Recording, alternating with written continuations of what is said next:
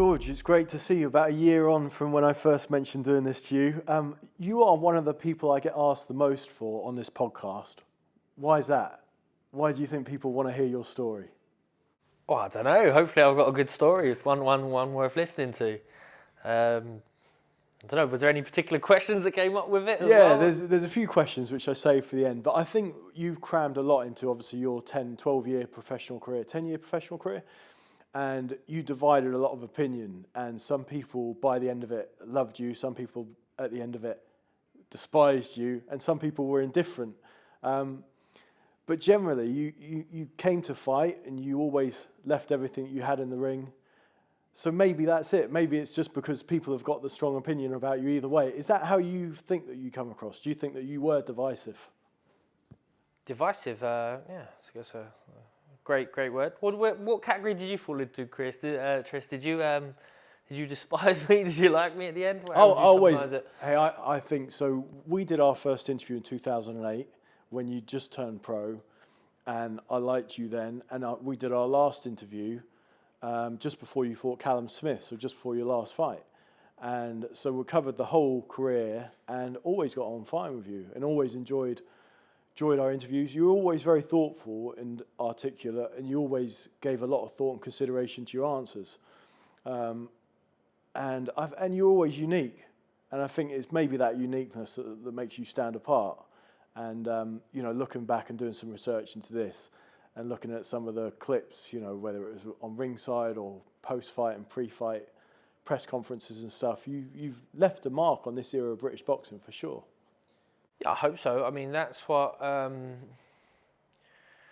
ultimately I think, and it came to me pretty recently. I was wondering what do you want after boxing, and legacy was a word that was being thrown around while I was boxing. It felt like I'd never really heard it when I first turned professional, but once I started getting to the world level and people start asking about legacy.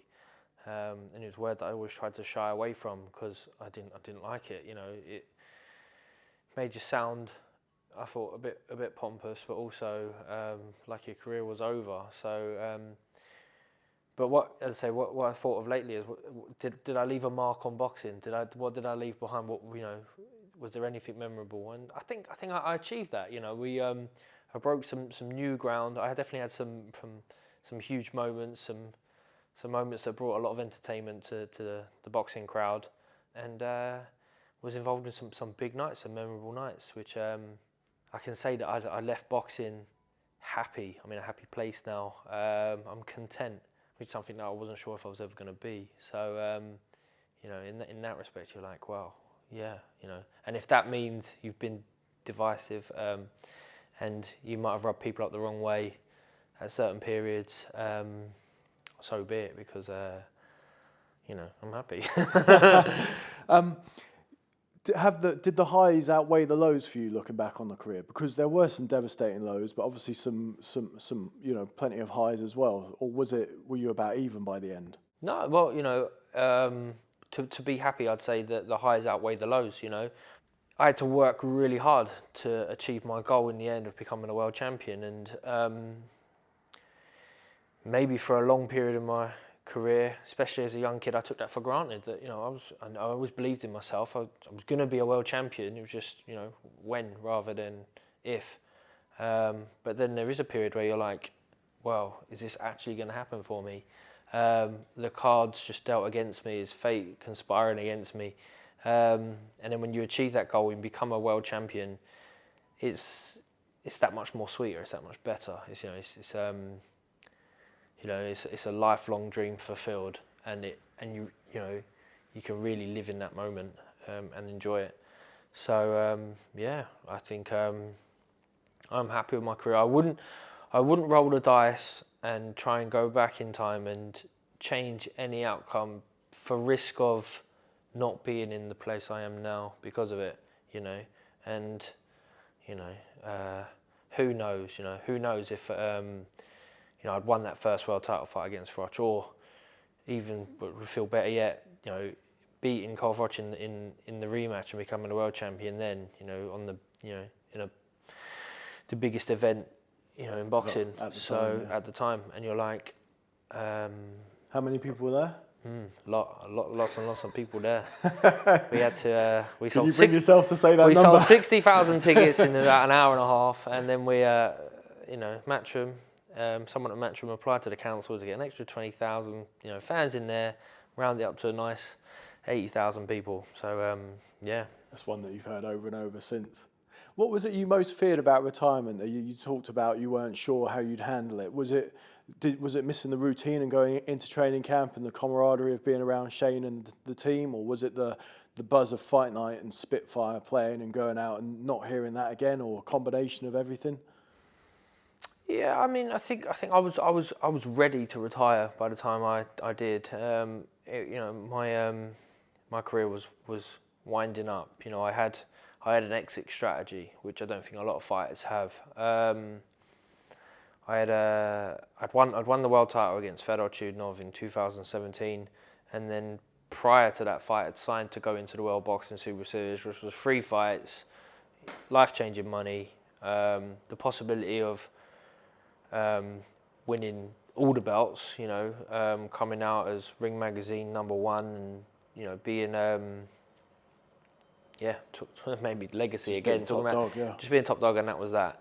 And so I was looking forward to finishing, and then having the chance to be young enough, fresh enough to go and get good at something else. Didn't know what that would be, and I suppose there might have been, you know, there's that lull when you do decide, right, it's enough of boxing. What am I going to do next? But also, it's like that phase after a big fight, before you start the next camp, of just enjoying nothing. You know, you don't want that to last forever. But I spoke with Darren Barker recently. I think he's 38 now, and he's still enjoying not boxing. You know, he delves into boxing where I know he works with the Matchroom Boxing International feed, so he's calling the fights. He's an owner of a gym. He puts his foot into boxing, like a bit like I'm trying to do now. I cover some fights for various different TV networks. I go down my amateur club and hold pads on a Sunday morning, but you know, I can go out for a dinner whenever I want. I don't have to watch my weight. I'm not under pressure to stay fit, or worrying when the next fights come in, or my ranking, arguing with people at the British Boxing Board of Control, or other promoters or something. Yeah. And I get to spend quality time with my kids. I've got tiny kids, they're 4 and 2 years old, where this is time that I'll never get back with them. I want to build a lifelong bond with them by being around them at this period, because I know sooner or later they're going to be old enough and not really want to hang out with me as much as they do now. That's the truth. So I've got the luxury of that, and it's kind of like, don't beat yourself up for doing nothing. I'm on the school run, and you meet the other dads, and like they've all got a nip off for work. What am I doing? I've got a leisure day. I might go to the gym, might come and do a podcast. I'm not fixed for anything. And really, I should be like, wow, that's amazing, because not everyone has that luxury. I've got that luxury because I worked so hard throughout my career, not just in the gym. It was in being in the right place at the right time, maximising every opportunity, so that I can have that luxury of having a bit of a breathing space and figuring out what's next. You're getting your tattoos removed. Is that a sign that you want to put that part of your life behind you, boxing behind you, or is it not a metaphor for that at all? It's just you want to get rid of the tats? I used to reinvent myself from time to time, and that's my lucky arm, but it wasn't lucky anymore. It popped out. Once the shoulder went. It popped out, and that's it. It didn't work no more. So I thought, the tats ain't work no more. They can come off. So but it's like, let's go clean now, clean it up. So you talk about obviously having a bit of leisure time now, spending time with the kids and stuff. When you were growing up, what were your parents doing?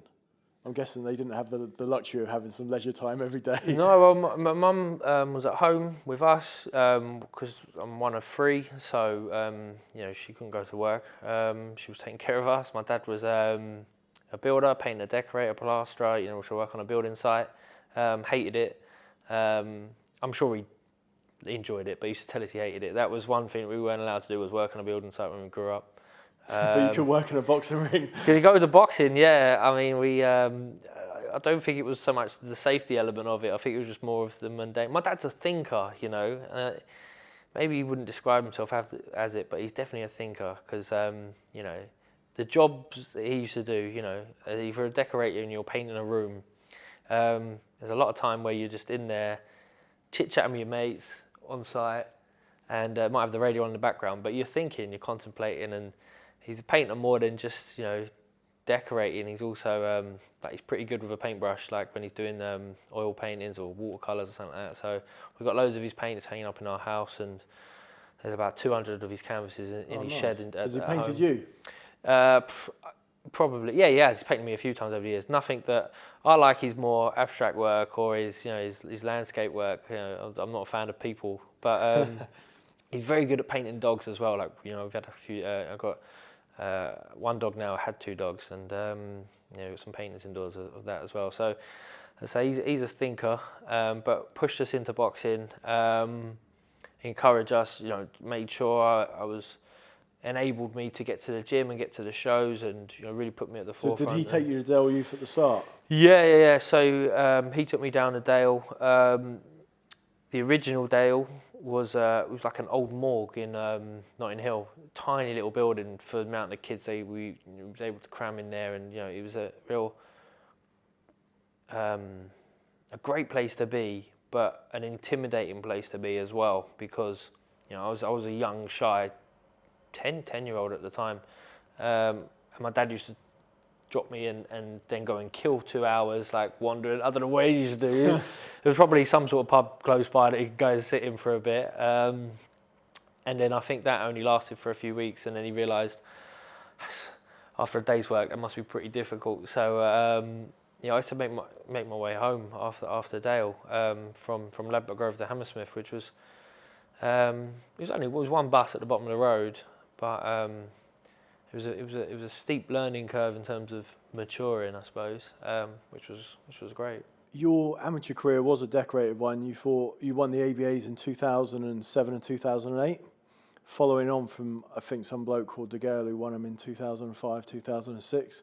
So it was a good run for Dale Youth at the time. You also travelled. I mean, you boxed in Estonia, Rome, Morocco, Brooklyn. You got some good air miles out of that.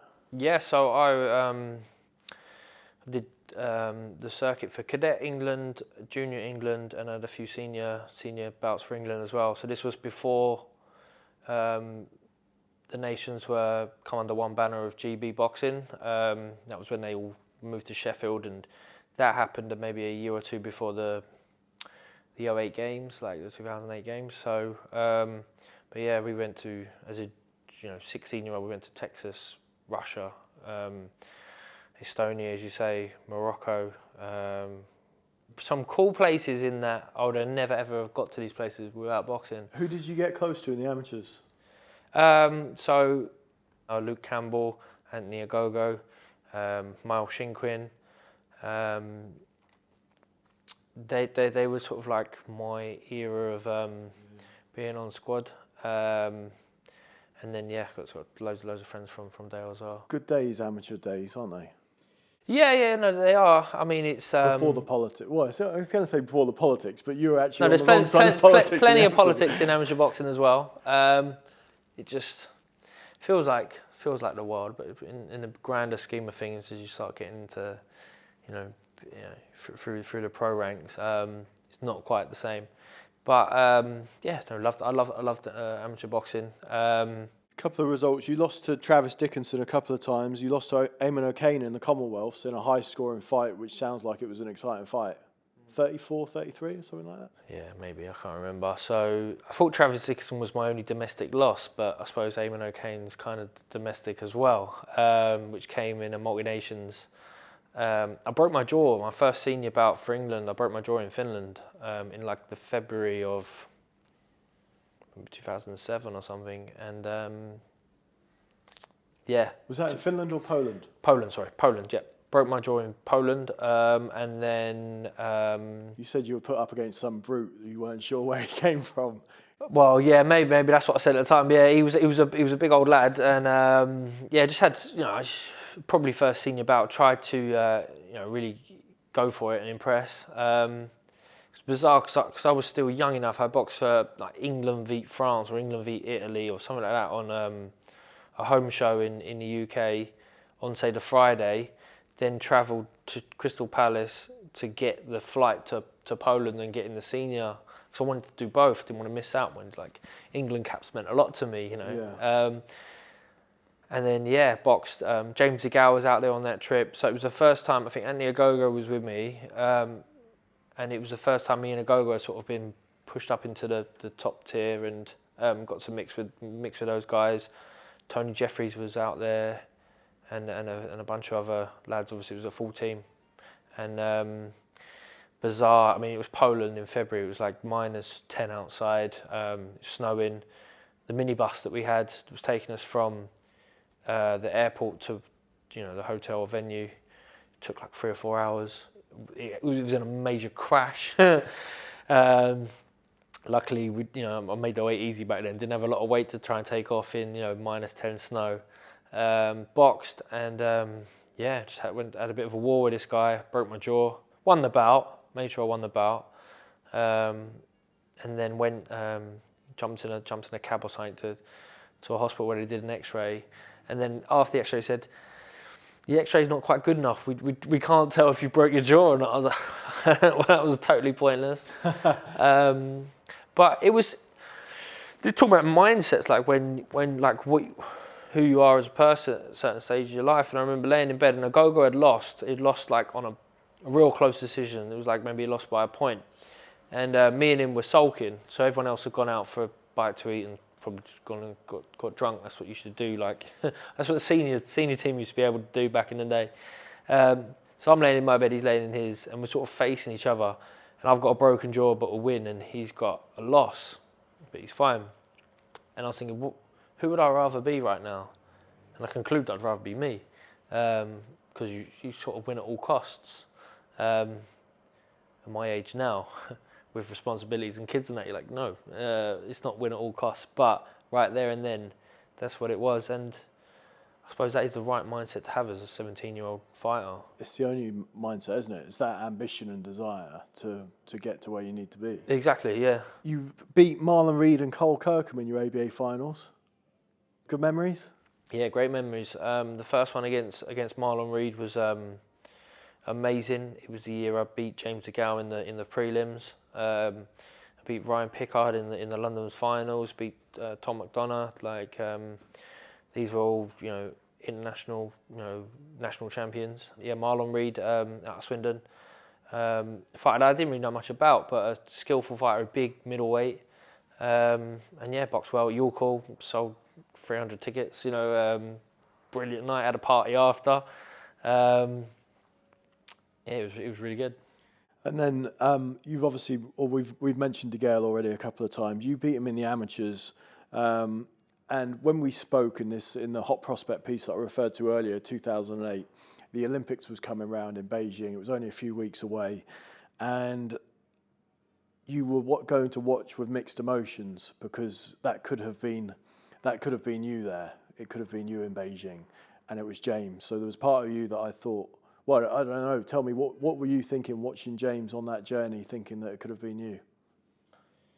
Yeah. So I mean, it was demoralising at the time because it was the first time in my career where things weren't going the way that I believed they were destined to in the stars. I'd had losses up until that point, but nothing significant had sort of got in the way. I'd won 4 schoolboy titles as a kid. I'd lost to Travis Dickinson in the junior ABAs a couple of times, but was able to put that to bed. Had a couple of losses on the international circuit. Got a bronze in the Europeans, cadets and stuff like that, but went in the ABAs and won it and thought, right, well that's it now. I've beaten James DeGale. He was the number one. I'm the number one. But I wasn't. I wasn't. I was sort of earmarked to go to the London Games in 2012. They'd worked out age-wise that they thought that was the right fit for me. But I wasn't content with that. I wanted to go to Beijing. I couldn't argue with the decision because even though I never got a chance to go to any of the qualifiers, DeGale did qualify. And then went on and won gold. Like, Did you want him to win? No. Didn't want him to win. Out of spite, because I know. Were you pissed off when he won? When he got gold? Yeah. I was definitely pissed off. I definitely wanted. I didn't want him to have any success. Didn't think he deserved it. Was this because by now you disliked one another, or was it because you thought you should have been there, or a combination? Yeah, combination. We disliked each other. The second I beat him, we never spoke again. We went in a multi-nations in Sheffield, actually, that was put together, and then it was kind of billed as me and him were going to go in it together, and whoever sort of came out on top was going to get to go to the last qualifying. I think it was the last qualifying tournament, and I got beaten in it. In fact, I got beat twice, and he went on and won it. So that was like. He staked his claim as, I'm the better lad, I'm going, which in some ways you can't argue about on paper. You said that you didn't speak to him after you beat him. Who chose not to speak to whom? Was it a thing? It's probably just mutual. I mean, mutual. We never saw each other, so we never came back to the gym. So, we wasn't friends as in like we'd hang out or meet up or text each other or anything like that. So you weren't mates and then fell out over the fight. You just weren't. Yeah. Like we were stable mates. So we, I'd cheer for him. Again, when I was in Poland and I broke my jaw, I was cheering for him to win. That was at that point. It was like we hadn't boxed each other. But when you fought, it changed. And then the second that I think he realised I was going in the ABAs that year and I was going to have to face him in the first round, he kind of was a bit miffed by it because he thought he was, that was bizarre.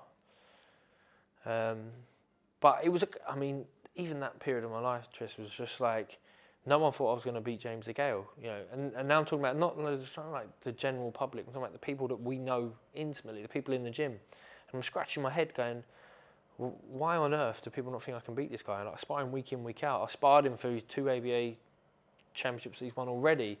And I more than hold my own. And it's, on my day, I'm always going to beat him. I could really sense the frustration in you at the time when we spoke around 2008, around the time of the Olympics, because you said two things that stayed in my head. One was you said James is getting picked because he's older than you and because he's more experienced than you. And you said, I'm never going to be older than James DeGale, and if they don't give me the chances, I'm never going to be more experienced than James DeGale. So you'll never get to where they think he is. Yeah. So that had to be a really frustrating point for you. Yeah, well, definitely. So you can't change either of those. There's two things I couldn't do anything about, but it was a steep learning curve in that, like, it took me just what do I want, and am I willing to go out there and get it, I've worked out since retiring, like, and I've got a talk that I put together. It's called How to Become a Champion, How to Be a Champion, and there's 7 key traits that I come up with that, and the first one on there is to keep going, which sounds a bit weird because usually something has to start first before you talk about keep going, but it might be just a thought in the back of your mind that has to evolve, but it's to keep going. And you've got your end goal that you're working towards, and then things will knock you off that path, but you just keep going because there'll be a new path. You just need to work out how you're going to get there. And that was kind of that period in I suppose it is my career then, even before I've turned professional, where I'm excited about the future, but it's not the way I thought it was going to be mapped out in the stars. You're looking at this age, you're a little bit green. You're like, right, Mike Tyson won a world title at 20. I'm going to do the same. I'm going to win the Olympics at 18, and I'm going to 2 years to win a world title, and then all these other, I can't think now, but all these other milestones, things, that you want to get done. I think I don't want to wait for London 2012. It makes no sense whatsoever. Was that never a thing for you? Never a thing. And I remember chatting to the lads and saying I'm going to go pro because it was like a big thing, like something you couldn't even really be talking about. And these were the lads on squad, Agogo, Campbell, who were my friends, and they're like, "Oh yeah, really?" And they stayed went through the system and come out of a bronze and a gold medal at 2012. And at that point, I was already established in my pro career. Do you regret that now when you see what they did and what you could have done? Not at all. You went at the right time. I made exactly the right choice. You know, my first world title fight was in 2013. You know, I mean that. You know, it sounds. I don't want to go into too much detail because it will sound like I'm digging out Luke Campbell, Anthony Ogogo. But Campbell now is 33. He still hasn't quite got there, has he? You know, Ogogo, he was left in the system too long, and his body broke down. You know, he admits to that. So. You know, because there's not a lot of. When you get to the top in amateur boxing, it's a tough life, isn't it? People think obviously you get the money and you've got that life in Sheffield and stuff, but it's proper grind, isn't it? Day in, day out. Yeah, well, it's a lot of. I mean, they have a lot of accumulation of fights, but it's an accumulation of training, and sometimes it's not the best training, you know, because if your body breaks down and you're on your way out, then someone else comes back in. It's not the end of the world, and it's not necessarily run by people who are cruel or out to get you, but it is an accumulation of training. They don't always have the best medical people on hand, or you've got that mindset of you just train and get through it. And I was going to say, it's probably half of it's down to a fighter's mentality, where you don't want to lose your spot and you just want to keep on grinding as best as you possibly can. So when you turned pro with Hayemaker, you guys were like a renegade establishment, weren't you? Like you were the new blood and all the rest of it. Why did you turn pro with Adam Booth and the Hayemaker gang? Adam Booth had come to Dale a couple of times for sparring. He'd come down with Anthony Small, and I'd sparred Anthony Small, and I think I'd impressed Adam and David, which meant a lot to me at the time. David was a unified cruiserweight world champion when I turned pro, and these guys just fit the bill for me, really, because they were more interested in me than James DeGale, who was an Olympian, and especially after he'd won a gold medal. And I felt like I wanted to go with someone who would put me first and not someone else. And they'd signed with a new TV network, Satanta. I didn't know if I was going to get enough fights, I suppose, but their mindset was befitting mine. They wanted to push on. They allowed me to see into a lot of the boxing world, a lot of the boxing politics, a lot of the way that the business motors on, and at the same time, I always pushed myself to the forefront to make sure I was there to know.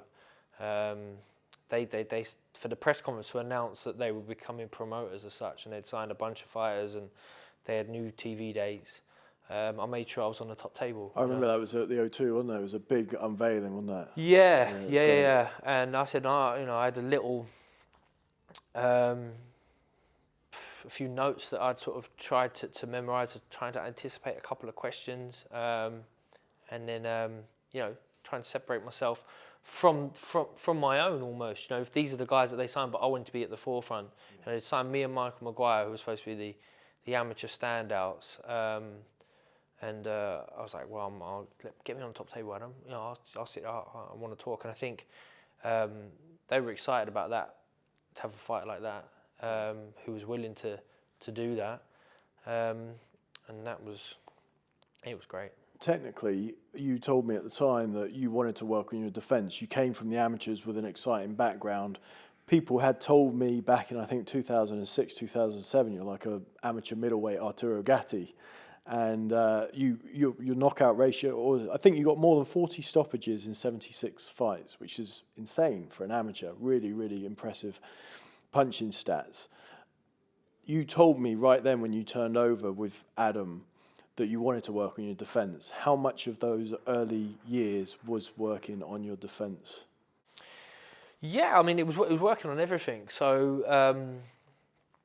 Adam's style of coaching, we'd work on a specific shot, and then we would drill it over and over and over again, and I loved it because, it wasn't high intensity work rate stuff, it was learning, you know. So again, you know, when you're an amateur and you're fighting 4 2-minute rounds, you know, you just 100 mile an hour, everything you do, you know. Whereas now it's like we got a whole round, we're only going to throw a jab for the whole round, like more than one jab, but it'd be a jab, take a walk, and the defensive movements that came off that, and it was, you know, lots of it was brand new to me, you know, and it was brilliant, because even now when I try and coach fighters, I give them, you know, we're going to do a seminar about talk about throwing the jab and a foot defense after it. That could take a whole weekend, you know. It can give you a multitude of hand positions when you throw the jab, how you're going to, you know, where your foot place is going to be, your defensive movement after. And I really sort of, you know, that was the first time I'd sort of looked and studied previous pros and, you know, appreciated certain aspects of their game and tried to learn from it and then impose it myself and get it off in the gym. So yeah, I mean, defence was really important. You know, you've got 10-ounce gloves on with no head guard. There's no free shots. You know, something that I learned at the very start. And I like to think that I was the sort of fighter who never gave away free shots. I never wasted many shots and didn't really get caught too often. You know, I think it was sometimes, even maybe before I'd even turned pro, talking about defence and just having that.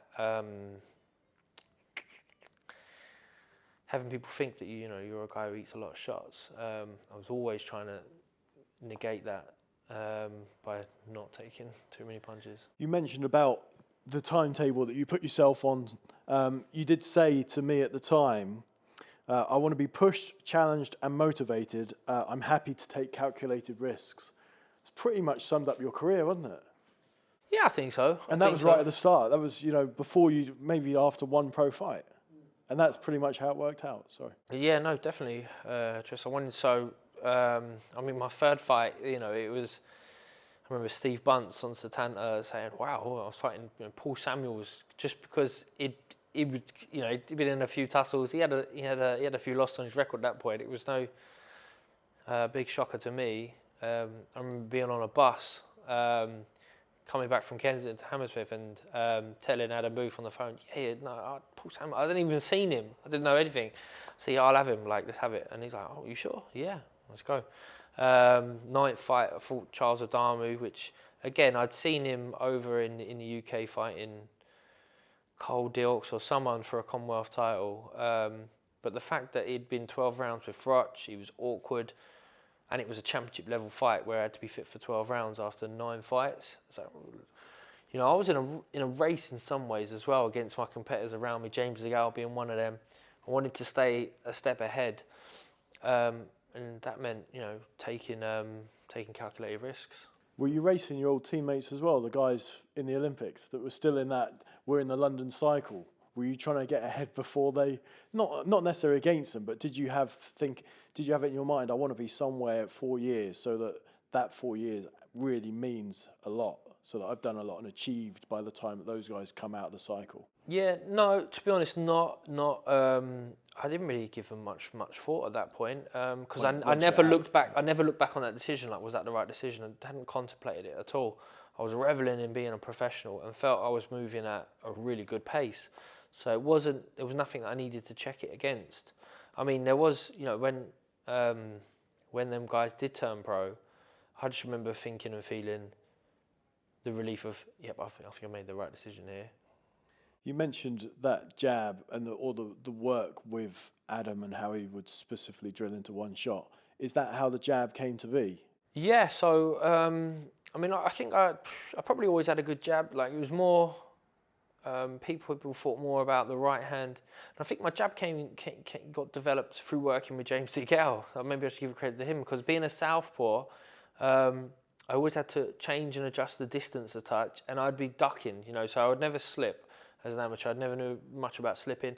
And the drop back as an amateur, I realised straight away wasn't the best defence, because that's kind of the first thing that an amateur fighter would do. They'll punch and pull back and pull back.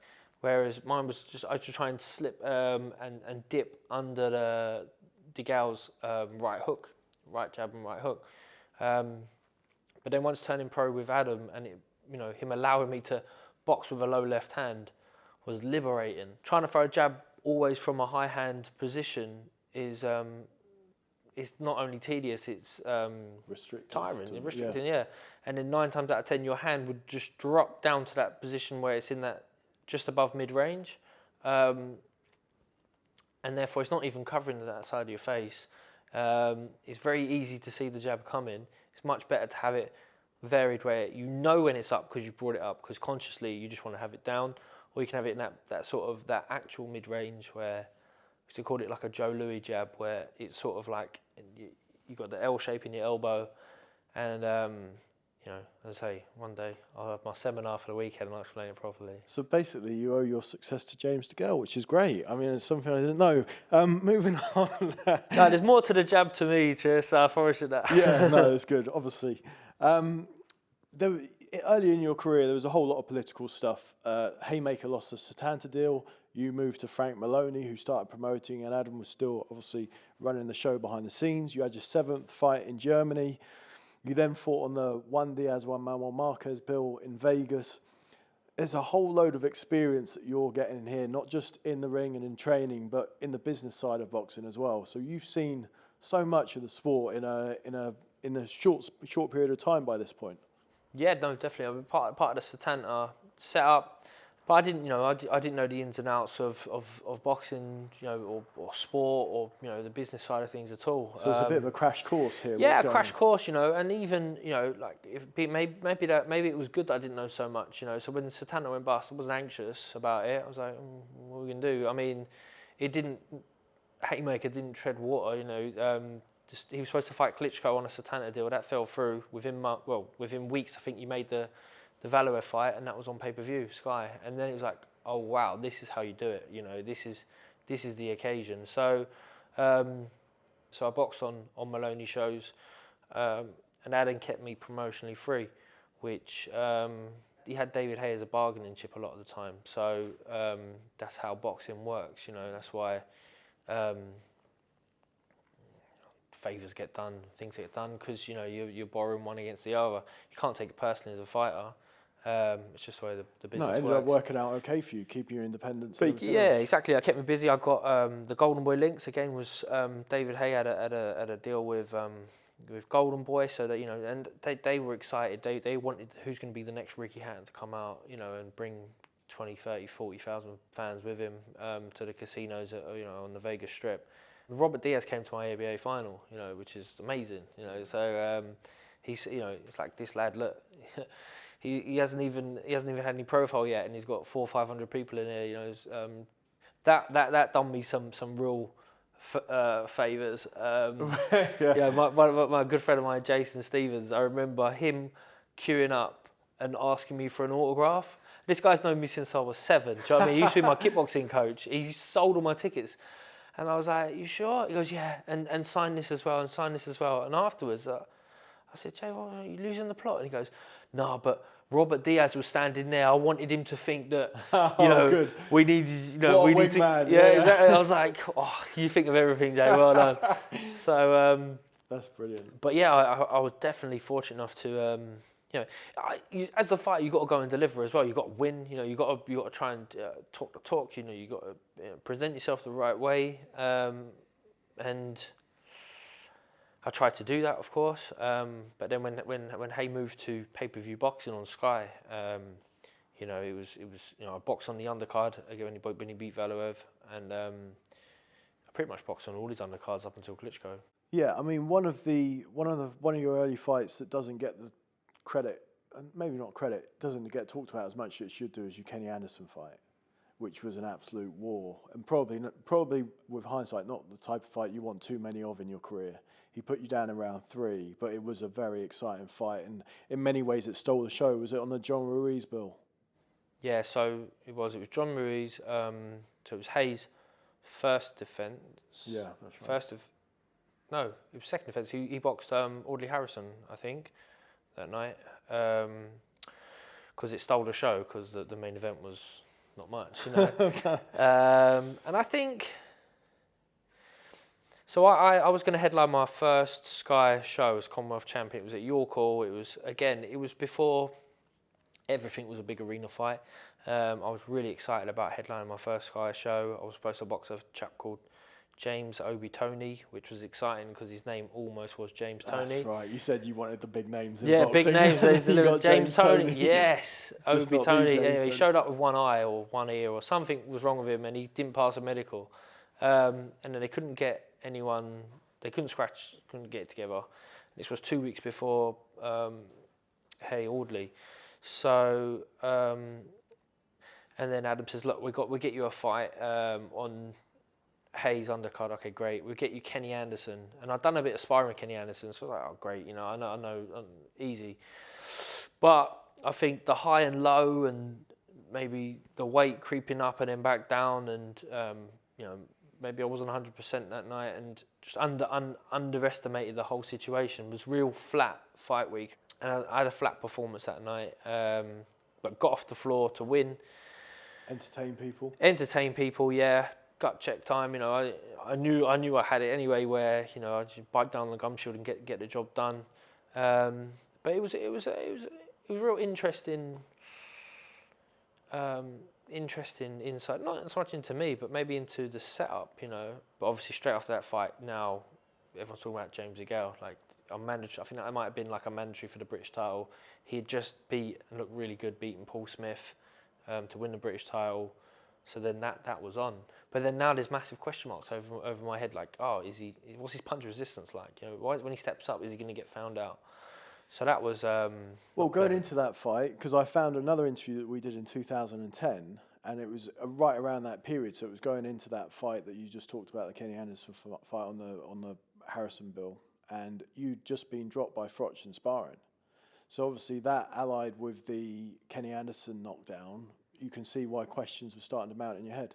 Yeah, well, yeah. I mean, never in my head, more just frustration. But maybe in Adam's head, you know, maybe like, you know, maybe the guy he's been trying to develop, and it was a frantic, huge moment in you know, David Haye and Adam Booth's lives, where now they're involved in mega paydays and mega pay-per-views, and people are now I felt like people were on my back and not believing in me. But again, I've been there. You know, it was nothing new, just a little bit frustrating. I'll just add about that Froch spar, because obviously it was in that issue of Boxing News where you said you didn't go down like flat on your back. You said you took a knee, and you said that in subsequent spars, Rob McCracken said that you were dishing it out and 200% better when you went back and sparred Froch again. Just putting it out there for the record. Yeah, no. So I sparred Froch. I'd sparred Froch once before at Tony Sims's gym. In Hainault, the old Hainault gym. I think it was, yeah. I thought it was Sims's gym. But then we went up. He's now training out of Sheffield at the GB setup with Rob McCracken. Rob McCracken's the England or GB coach. Sparred up there. All the lads are standing round, and yeah, I get dropped with a right hand. It's like the flashes of knockdowns. I say I took a knee. It wasn't like I took a knee and waited for the 8. I think my knee just touched the floor, stood up, touched gloves, carry on. But it's embarrassing. You know, it's embarrassing. It's just where I showed up flat, and I used to do that a lot in sparring. Especially the way that, you know, I used to spar. And working under Adam as well. We was never like there to win the spars or win the rounds, which I'm not sure if that's right. Yeah, it was always let us work on some stuff, you know. Adam was along the lines of, you know, I want you to get this shot off, and I could have got punched from pillar to post, but if I got that shot off once, it's like, well, you did that, well done. There was no real emphasis on winning a round, which I thought was the right way, the right mentality, because, you know, it's not about winning rounds in sparring. You could be doing a lot of bad things, but getting away with it because, you know, your tenacity or, you know, your volume of punches or whatnot, the stuff that you wouldn't get away with in a real fight. You're practicing what you need to practice. You're not having Yeah. I think there certainly is a value to winning the rounds, which I actually tuned into more working with Shane McGuigan later on in my career. Get dropped in that spar, get up, but then we spar again that week. So say this is Tuesday, I'm in Nottingham. sure it was the same week, literally within a few days, because it was his last spar before going out to fight Kessler. And, you know, he doesn't land a glove on me, you know, because this time I've showed up and I'm sharp, you know. And I remember it wasn't the right spar for him to have as the last spar before going into a big world title fight, especially when he had all the stress of, there was an ash cloud storm or something. The fight got moved and he was in a different place. Yeah, he was going to have a bit of a nightmare to even get the fight on. And I remember both of them sitting down facing each other, and Froch being in a little bit of deep thought.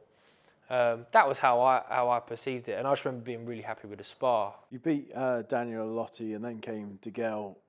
How awkward was it doing the ringside stuff that people still play back today and still must tag you in all the time?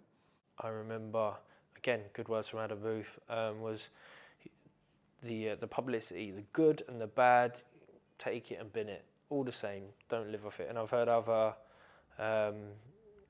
sporting figures say the same thing. But I remember the ringside episode and feeling good about it, being slightly prepped for it, anticipate what he was going to say, have some things I want to come back to him on. I think about my posture, you know. I mean, I've never studied, the psychology or body language or anything like that, but I want to look confident. What does that mean? Right, I'm going to sit up straight, chest out, feel good, make eye contact, listen to him, be to my point, don't drone on, don't dither on answers, cut in when I feel like he's not articulating himself properly, give him loads of time to finish it and make himself look silly, have a few gags and a few quips to come in. And I thought I nailed it. I nailed that ringside episode. It was good entertainment, you know, and it's funny because it wasn't.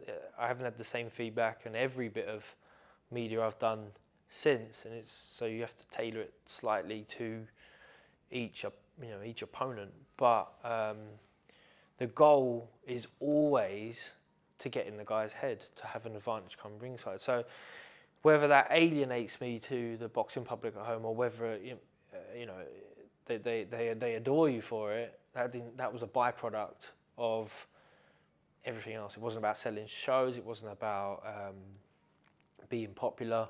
It was about getting in the guy's head. Not everyone has subscribed to Mind Games. Not every fighter subscribes to it, but it's quite a big thing for you, isn't it? Well, yeah, you want to have every advantage you possibly can take into a fight. Plus, it's the only bit of fun you'll get. Did you do it but you didn't do it with everyone. It was only guys that you knew that you rubbed up the wrong way. Yeah, well, you know, there's a time and a place for everything, you know. And if you know that you can push someone's buttons, then try and push it. So sometimes I'd be a bit nonchalant, like not very engaging. And so for Martin Murray, I think he was anticipating a big, a big push from Mind Games. And it was just like, hey man, you okay? Cool, yeah, let's get on with it. And then the idea behind that was he'd come away and go, why don't I deserve that? Why isn't he picking on me? Why am I not important enough? Yeah, am I not important enough? And that's what I wouldn't think. It's another day at the office for you, mate. Don't worry about that. Whether it works or not, who knows? You know, you never really know. I've got to say, for me at the Martin Murray time, it just seemed to be that you were just an old head there, thinking I'm done with the Mind Games. But that was part of it. Well, yeah, that's part of the Mind Games. Yeah. You've got me. Years later, I've become world champion now, and I'm fighting Jamie Cox, and they're like, right, we're going to go to the World Super Series gala dinner where the number one seed comes out and picks. His first opponent. I'm like, really? You're going to let me pick who I can fight? That's amazing. I'll definitely sign me up. Make sure I'm number one. I want to have first pick. So I come out and there's a line of fighters, and I pick Jamie Cox because I know Jamie Cox and I know he would be offended, I'd imagine, that why have you picked me? You think I'm the worst out of the easiest fight? And just in case you didn't think that, I say it. So the host says, why have you picked Jamie? It's a strategic move as well. He's the easiest fight, you know. And plant the seed. And that's it. So I think it was the first and last time I engaged with him. But at that point, him and his coach they I mean, they had a bit between their teeth, and I'm sure it drove them on in throughout camp. But for me, it was just like. You beat James in a close and contentious fight in the O2. How relieved were you when the scorecards were read out in your favour? We knew it was going to be close. Like, I wasn't particularly fond of, at the start, the game plan that Adam come up with. And this was the first time that I'd have been asked to stick to a specific game plan. It was to marginally win each round and therefore win the fight. You know, I remember Adam saying to me, if he lands no punches and you land one, you win the fight. And I just remember thinking, that's not enough. That's not enough. But, you know, referring back to like my first loss against Tris Dixon, where I hadn't listened to the corner, and I had mumps. I was ill. Like, and Mickey, my coach, said, "Don't go in." It was like, Mick, this is my path. This is my plan. Like, I've got to win everything. You know, I've never lost a domestic. I've never missed out on anything. I want to go down as the greatest fighter of all time. I'm going in there and I get beat, and I'm like, oh, all right, better listen. And a few other them instances come up as an amateur fighter, and then by the time I'm pro, I'm like, well, no, you've got these guys who know what they're doing. You put faith in them and listen to them. So it's still up to me to go out and do it. You know, the first point is keep going, but now it's like all the other points, like live with clear intentions, do not waste time. This was it, you know. So I had to buy into the process, prepare to the best of my abilities, and believe in myself, which, you know, I've always been able to do. Took myself to Miami. So David Haye was training for Klitschko, and he was living in Miami at the time. Oh, you were in the 5th Street gym? So we went to the 5th Street gym. Got some great sparring in with Anthony Durrell, Andre Durrell, both of them two. Andre probably did the better rounds with him. I was switch hitter, but was southpaw. I felt like I learned a lot. Adam didn't come with me on that trip. Went out on my own. So I was like, "Are you not coming?" He's like, "No." I was like, "Okay, I'll go." You know, and David sort of looked after me, which, you know, I felt like we got a lot closer. Even though we were in the gym together, we never really had any sobering chats or anything like that. You know, we never really bounced philosophies off each other or anything like that.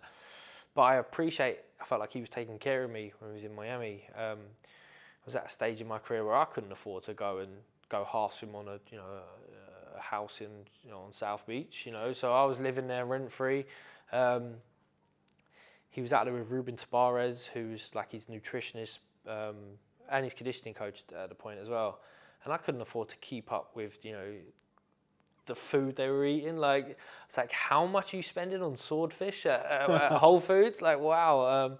So, you know, I'd pitch in and try to not be that guy, you know, freeloading. Yeah, freeloading, exactly. But so if we ended up in the Cuban restaurant on the corner, like, I'll get this one, lads, because I've got enough dollars in my pocket for this. But you know, come back. You know, you have to make sacrifices. That was a sacrifice that I was willing to make to get out there, away from home. Left girlfriend, fiance at home, definitely fiance still then. To go out there and better myself. Come back, and the spotlight was on me and DeGale, because we ended up headlining a pay-per-view show, you know, for a British Commonwealth title, which is a bit bizarre or not so bizarre in this day and age. But yeah, the O2, huge fight. Had to stick to my guns, and when the final bell went, I knew I'd won. Like, I knew I'd won, and I knew I was on an away show, and he was the guy who everyone had the money behind, and if it was close, he should get it. But I just knew I'd won. Jimmy Lennon Jr. does an awesome job of reading out the scorecards. When I realised that there is a winner, I think one judge had it a draw, two judges had it in favour of someone else. I'm like, it's me. And then the idea was to not celebrate too much, like it was a shock. So I go to jump, and then I stop. And then everyone else around me jumping. Dave Caldwell was in the corner. Paddy Fitzpatrick was in the corner. I don't know if he's in the photos, but Ruben Tabarez, David Haye, Adam Booth. Yeah, a great moment. Did you rub James's nose in it at all? Well, yeah, I do day in, day out, don't I? Did you think you'd fight again? Yeah. I mean, at that point, genuinely thought we'd fight again. And Well, then, like a trilogy and just... Well, I just thought our paths will cross again. I thought he'll come. I'm going from strength to strength. I'm getting there, and I thought he would get there too. He's got a strong mindset. James, at this point, he'd learnt to deal with just getting so much stick. Took him, he was in the wilderness for a bit, and then straight after he boxed, he left Warren. He tried to go it alone. He was with Hennessy for a bit, boxing on Channel 5 and boxed, across Europe. Didn't really find his feet until he went in. I think he even dabbled with Matchroom a bit, and then got his shot against Andre Durrell. But I thought we'd box again. You fought Paul Smith and stopped him early. Did that go better than you thought it might, or did you think that you could do that to Paul? Well, yeah, I thought it'd be a comfortable fight. I saw him box DeGale, and DeGale handled him real easy. And I just thought, I've seen enough of him, bigger than him, sharper than him, hit harder than him. Did he hurt you in the first round? No, I know he hangs on to that, well, but no, I mean, you can see, I haven't watched it for a long time, but I remember at the time, you can see he catches me with a shot at the end of the first round, and the instructions for me was always, in every fight, was don't give nothing away first round, and I'm not all action, I might not even win the first round, but it's not the end of the world, because we've got 11 rounds to go. I'm only just finding my range. I think he slips inside. I'm in my own corner, and he lands a right hand, but that's it. Like there's nothing on it, and then you can actually see my face just turns with frustration, just that he caught me at the end of the first round. Not necessarily that I thought I'd lost the first round, just that I got caught at the end of the first round. But one skill that we were doing in the gym at that point was changing the jab up. So the sort of the combination that wins me that fight is jab up, jab down, jab up, jab right hook. And the reason you do that is because you put his attention up and then his tension down, and he's like, right, he's going to do that again. No, tension down, tension up, and now he's getting a bit frustrated. And then this one comes in, he's going to punch off of it, and as soon as he punches off it, he's left an opening. I don't think I intended it to land so sweetly on the chin, but he actually falls into the shot. I remember feeling it crunching and thinking, wow, that was hard. And he goes down, and just thinking the fight's over now. What was the best shot you ever threw?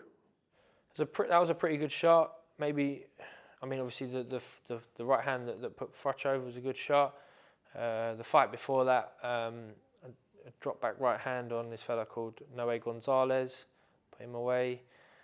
Francisco Sierra, who had a great chin, I boxed him out in San Jose, and that was a bit of a combination of left hook, right hand. And that was satisfying because it was actually a hook for me that done a lot of the good work. So on the left side.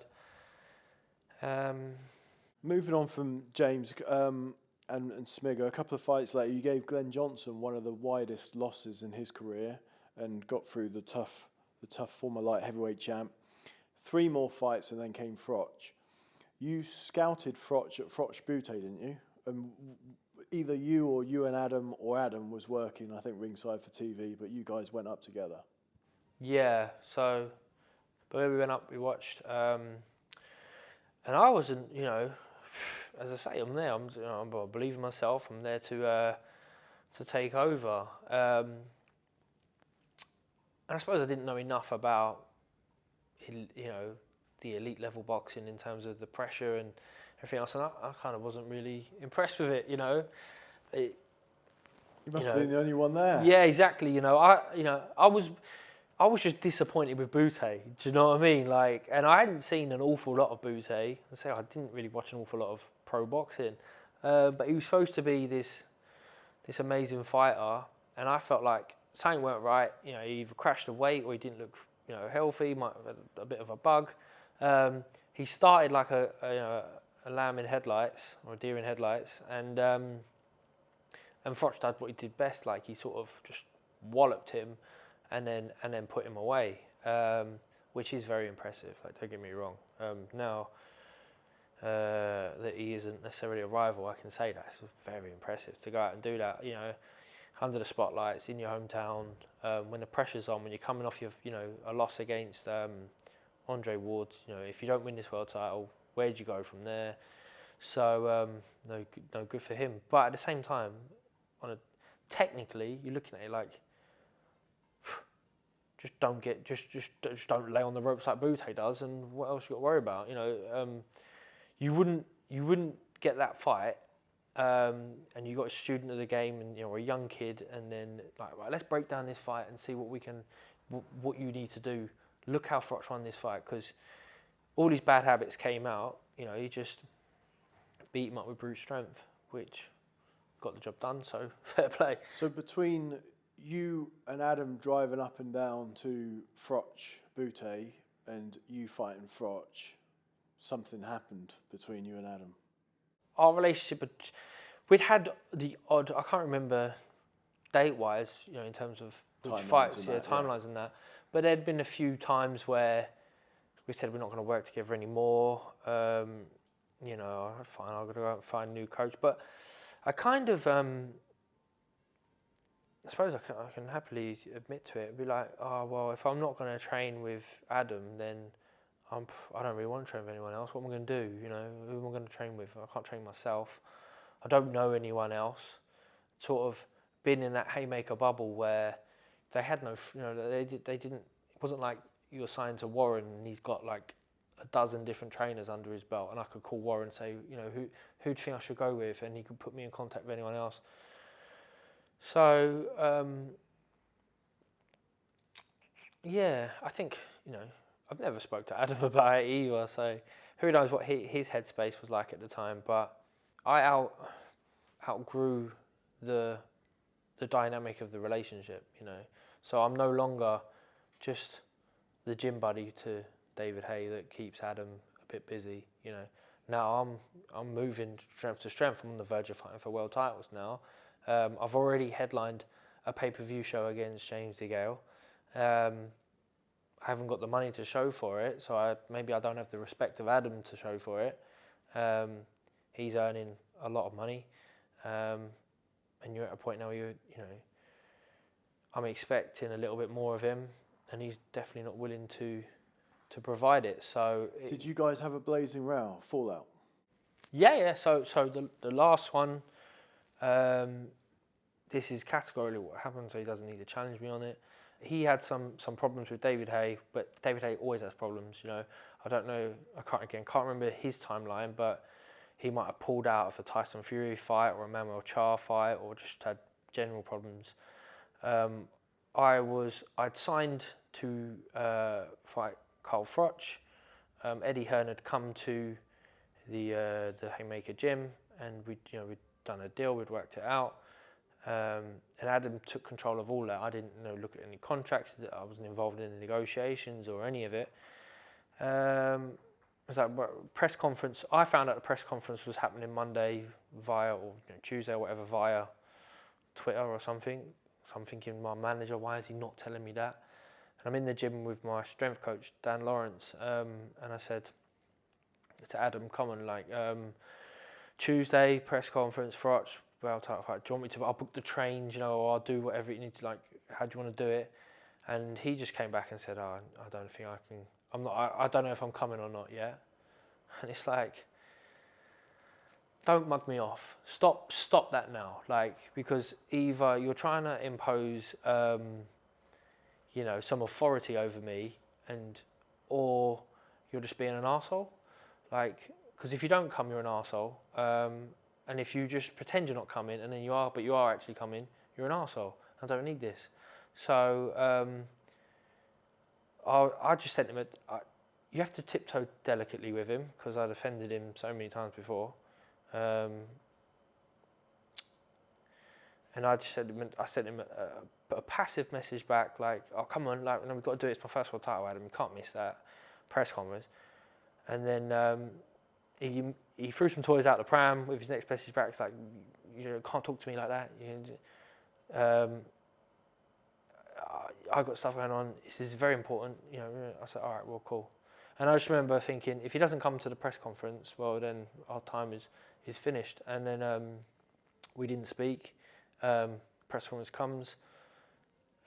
He'd already messaged me going, right, I'm no longer your, our working relationship is over. And I thought, okay, great. And then he immediately messaged back going, I am no longer your trainer or something. And that's because he's very cool, calm, calculated. He knows I've got a management contract with him where he's entitled to 25%. And he had to get that in writing in case, I could use that against him. But I went up to the press conference in Manchester for Froch. Eddie Hearn tells me, oh, Adam's told me that anything to do with the show now, I need to go through you. I was like, okay, great. So everyone knows that I fell out of Adam this week. Froch tells me at the presser. But it was lovely. It was brilliant. It was like, right. It was so liberating. It was like, for so long, I needed to come out of my shell. I need to stand up and take care of my own affairs. I couldn't rely on this guy anymore who could literally just press the self-destruct button on me and just wipe me out. And it's like, I felt like for once he certainly hadn't anticipated this situation from me. And that I'm willing to go it alone as such.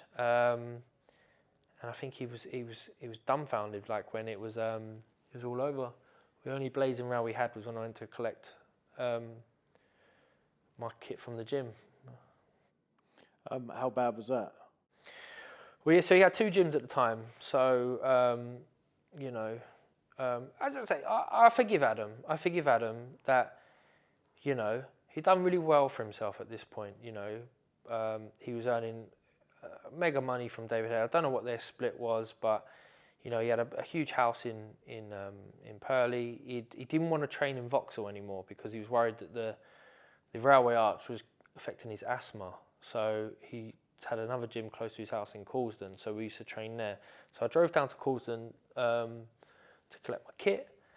I got he's like assistant in gym, Darren Chanta opened the doors. I mean, Darren said, I can't open them. Adam said no. I was like, mate, open the doors. Like, I think about a guilty conscience said, yeah, all right. So he let me in.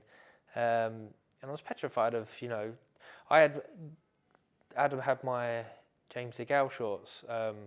He'd asked if he could throw and put them up in the gym. I wanted my shorts back. But I was scared that I'd get sued for stealing his frame. So I didn't take them. I just took them off the wall and left them on the floor so that he would see them and know. And I don't think he's that spiteful, but I just didn't know at that point. So then I went down to Vauxhall, got in there. I don't think anyone else in the gym was aware of what was going on. Got my stuff and left. And he called me and said, "What are you doing? Like, come back." Like, I was like, "No, this is over. This is done." And went from there. Did you know there was no way back, that you'd never work with him again? Yeah, well, I'd much like the end of my career, I think when I was like, right, I can see the end in sight, it was like, I'm just going to go along with this situation with Adam until there's something that's a breaking point. And that was the breaking point, for me. Have you and Adam have crossed paths a couple of times since, haven't you? Like yeah, so TV and stuff. Yeah, so after Froch won, he came to the fight to cover it. There's that moment the cameras catch it. It's like an emotional moment. I've just been stitched up. I think he feels he feels gutted for me. And then after that, we was able to mediate between each other, come to an ending of the the legal dispute that was going on between us in an amicable way. And I don't know if he realised it, but I just wanted to draw a line under that. Are you fond of Adam now, or has it soured? Yeah, no. I mean, I wouldn't say I was fond of Adam. I appreciate Adam. I can, you know, You've just gone your separate ways. We just gone our separate ways. You know what I mean? If he was in a room, I probably wouldn't go over and say hello. At the same time, I wouldn't try and chin him. You know, I listen to him. And if he came to say hello, you'd say. I say, "Hey Adam, you're right." I don't know. Maybe some days different. You know, some days I'm seething. Some days I'm like, "Whoa, I'd love to like actually really bury the hatchet here." It depends on who I am, what day it is. Yeah. But I watched him on telly the other day covering Sky, Conor Ben, and he spoke well. You know, it's not like you spend enough time with someone, you get to know them, and you're like, is that a contradiction, or is that a contradiction of who you actually are, or is that another lie, or is that just to suit you? What about you and David now? Are you guys cool? Do you guys are you in touch at all, or is it just a friendly sort of, hey, how you doing if you see him? Yeah, I think it's kind of that. I mean, if we see each other, we could easily sit and have a chat and maybe reminisce. And I think he's in many ways like me, retired now, and wants to look back at some fond memories and see the good points of them, as well as some, you know, and look and see, you know, what might on the surface seem like a terrible time is actually a good time, because. You know, I now have been delving back to when I first turned pro and how much I was really enjoying it. There was loads of stress going on and loads of situations, and you know that I feel like could have been handled much better. But I got to spend fantastic time, you know, with them guys out in Cyprus, northern Cyprus, where they were living. In the gym, it's still one of my favourite gyms to have worked out of. The way of life was great. It's lovely out there. It's Nicaragua, wasn't it? Yeah. So maybe it's because, you know, at that point in your career where, you know, you're like a sponge, you're absorbing everything. You feel like you're getting better day in, day out in the gym, and the fights ain't particularly tough, and you're happy with your 12 grand purse because, you know, you pay out a little bit, and you know the rest of that is yours. You know, you ain't got to worry about it too much, so you ain't had to work too hard for it. And obviously, as you get further on in your career, things do change. But yeah, David, I've got a lot of time for David. I appreciate David as well, and I appreciate him for his journey because I can relate to it in a way where obviously been involved with big fights myself, been a world champion myself, dealt with the stresses and strains and the public scrutiny and finding your way after boxing as well. So I can relate to him in that respect, and I feel like there is that mutual camaraderie that you get from ex-world champions. So then came Froch, obviously, and it was great because obviously you thought that you were there on merit. You were, I think, the WBO #1. Am I right in thinking that, or IBF? Yeah, a clip on YouTube. A clip on Twitter the other day from it's me on Ringside says I was number 1 with the WBO, number 2 with the WBA, number 1 with the WBC, and number 5 with the IBF. So at that point he's trying to say, wow, he's number 5, he might deserve it. I'm like, hey, come on, I'm ranked higher with everyone else. And he literally was saying that you were an upstart, and he'd obviously fought Butte, Kessler and Ward and all that, and here was this guy who only had 16 odd fights, maybe 20 fights. But yeah, 19 fights I think I had. And so he thought that he proved that he was worthy of having someone of a different caliber, more experienced caliber, probably alongside him. He sort of had this bromance with Kessler, where you know those guys were close, and he thought that they were of a same level. And he was, I don't know, he must have given up on the Calzaghe thing, but he was looking at people up the ladder from him, and he saw you as very much down the ladder, and that's where you started to rub him up the wrong way, wasn't it? The fact that you acted like you belonged. Yeah, well, I suppose beating me in his eyes, maybe everyone else's eyes, wouldn't have been a huge achievement at that point. You know, I was 19-0, never boxed for a world title. Was a huge underdog at the time, and he'd just come off of beating Kessler, which, again, the hypocrisy of boxing. Like, he'd already boxed Kessler, no one watched it. It was in the World Series, and you know, it was on a channel, a subscription or a pay-per-view channel that no one was watching and no one cared. But this time it's on Sky pay-per-view. It's at the O2. Eddie's behind it. This is now we've got time to care. But he brought pay-per-view boxing back. And it's like, what's the achievement? He's already beat you. Like, you know, so what?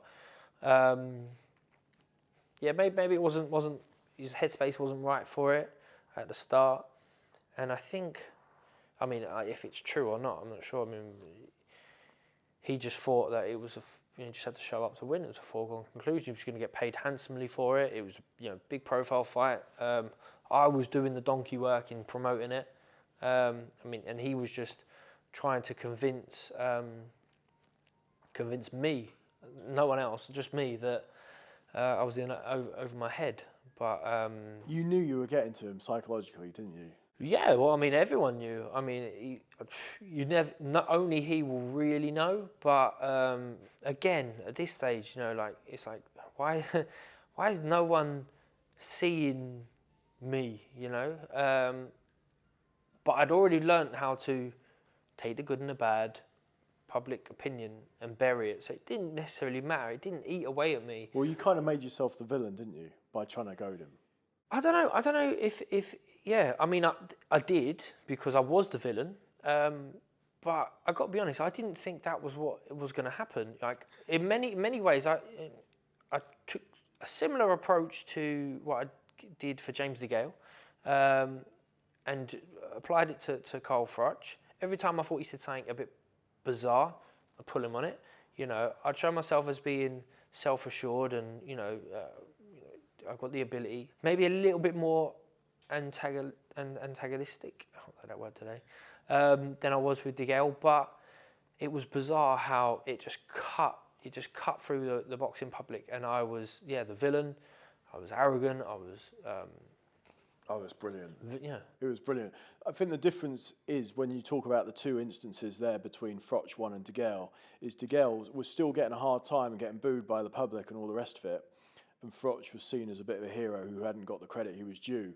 And you were, against DeGale, people were like, well, we're not a massive fan of DeGale, so, this guy's quite cool because he's giving it the big un. And against Froch, people thought that you were almost like the spoilt brat of the two, because Froch has paid his dues and you're this guy who's not proven at that level, and he's come up and he's given it the big un. And so that's maybe why you did the same thing, but it was interpreted differently each time. Yeah. I mean, as I said earlier, though, right, the first and really only goal is to get an advantage come fight night, and take all the other flack that comes with it. If you are booed on the way in because you've tried to get in the guy's head, but it's worked, I'd take that every day of the week, then, rather than just sit there. I mean, there was not 1 ounce of me that would have sat there and give him any credit for anything he's ever done, even if I thought it was good, because you're giving him something. Well, I don't want to give him anything now at this point. We're going into a fight. Like, I've got my clear intentions. So I'm not going to waste time. I'm going to keep going, but making the sacrifices. Sacrifices here is public opinion, people on my back, but it's going to have a positive effect on me come fight night, because who knows what headspace he was truly in. Like, only Carl will know. But there's that iconic photo, and I'm so glad someone got it. I jump in the ring, obviously challenge, I'm in first. I've got Paddy Fitzpatrick, and that is it. Like, there's a security guard in the corner as well, who's actually one of Paddy's fighters. And then Froch jumps in, and there's a photo of it. I think there's maybe 12 plus of his team in the ring. Now, I'm sure they all wanted to just be in the ring, but the contrast between the two sides is me on my own, willing to take you on, and he's hiding behind an army of people. And the first bell goes, and I'm not sure if he's ready. You said that you were going to go out and hit him with a right hand, and what happened? Yeah. So that's credit to Paddy, the coach, Paddy Fitzpatrick, who I was working with. So Paddy I knew through Adam Booth. Adam Booth used to bring in coaches ad hoc every now and again. It would be Dave Caldwell would come in, Paddy would come in, and we'd do some work together. And I think it was more that Adam would like to bounce his ideas off of another coach, and that's probably Paddy's biggest attribute, is as a seconds. I mean, I'm sure he won't like me saying that, but he's worked in a lot of gyms as that sort of role. He's never led from the front. I don't think he has the ability to lead from the front, but I brought him in for that fight, and we got a feel like, you know, he really knuckled down. It was only 10 weeks for him to knuckle down. It was his big opportunity, and he was going to get paid really well and all these other things. And he did great for me in the build up to that first fight. And one thing, you know, part of therapy, I suppose, is I'd always chat about the things that I'm going to do and what I'm going to say in the gym, just to get, you know, a feel for it. And Paddy said to me, he's a great thinker, Paddy. Yeah, he's a thinker. He's definitely a thinker.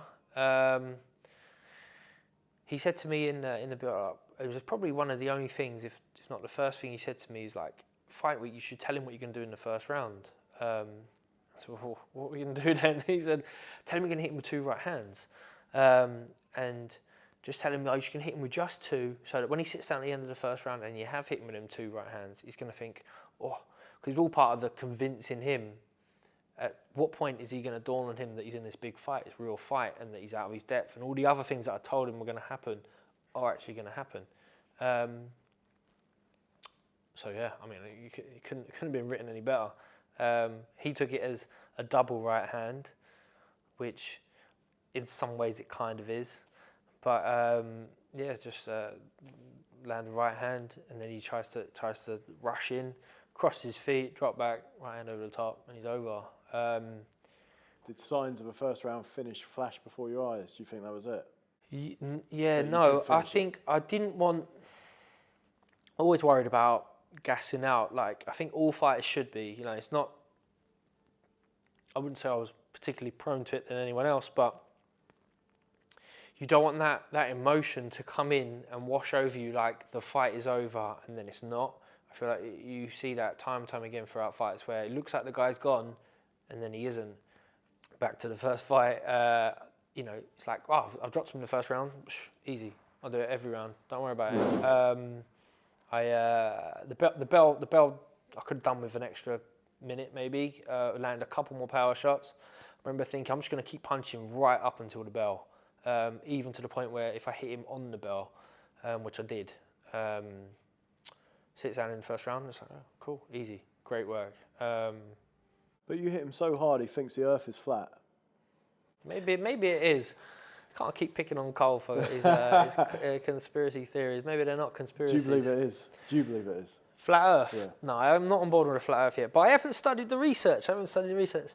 What I do, I've put this point out there, and maybe to Cole's defence is, certain things, it's a bit difficult because it is very easy to just get consumed by everything's a lie. Yeah. But don't just take something for gospel because it's on the BBC or because it's on Sky or because you read it in the newspaper, or definitely not because it's on your Facebook feed. If it's a meme, I've got a meme saying don't believe everything you read on the internet. And Abraham Lincoln said that, which is something to, you know, and it's a picture of Abraham Lincoln. Abraham Lincoln said that. The Froch fight, you know, we just sort of digressed there. 2 halves of the fight. Obviously, the first half where you're on top. Second half, we'll put it in its own entity. One of the most disputed stoppages in the history of British boxing. To this day, do you contend it shouldn't be stopped? Yeah, of course, it should not have been stopped. One of the worst stoppages I've ever seen, and that's me saying it without a biased. Never mind. If you want to, don't take that snippet of like 10 seconds at the end of the fight, where and pin your entire argument against it, because I don't even see Froch land a significant shot in that last 10 seconds. He lands a shot, right, and I bounce off the ropes in a kind of tired fashion, you know. But if I'd been punched from pillar to post for the 2 rounds before then there might be an argument for a compassionate early stoppage. But I should have been light years ahead on the cards. I mean, I wasn't. I was only 1 round up on the cards, which, again, leads you to scratching your head like, what was everyone watching? What did everyone buy into that night? So if I hadn't put Froch over in the first round, that's a 50-50 fight. I punched him numb in the 6th round. Like, I take my foot off the gas in the 7th. But that doesn't necessarily mean there's a momentum swing within the fight, you know. I'm still winning the rounds.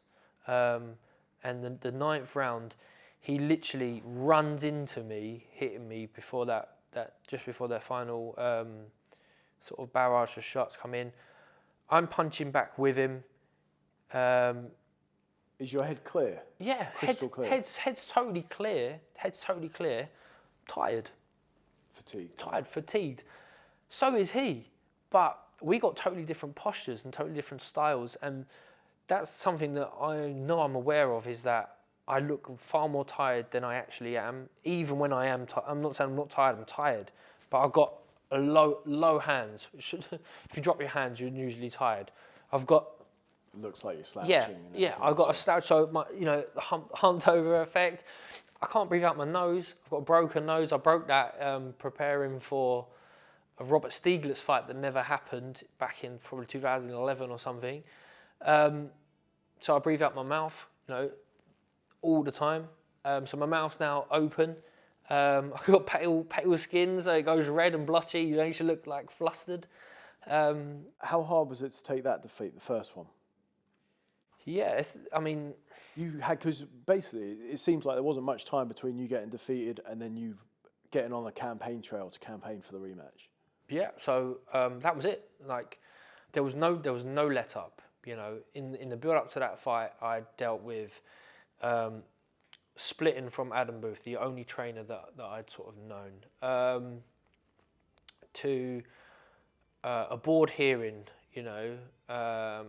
where we're disputing, like, this guy don't want to work with me anymore. Why have I got to pay him 25% of my purse? This is the first time I'm earning, good money, like huge money, and I've got to give 25 to this guy when he won't even give me my kit out of the gym. He's trying to make me lose. Like, I had to deal with working with a new coach. I had no gym, so I had to set up a gym in Dale Youth. Like, called up my old coach Mickey, said, of course, like, get me a set of keys the next day. I'm in there in the morning, training there before the lads come in the evening. I found a new conditioning coach in Barry O'Connell. A boxing coach. I dealt with all my media myself. I even booked the train tickets to Manchester myself because, as I say, it was liberating. I wanted to do it, but I wanted to be in control. I had no faith or trust in anyone else.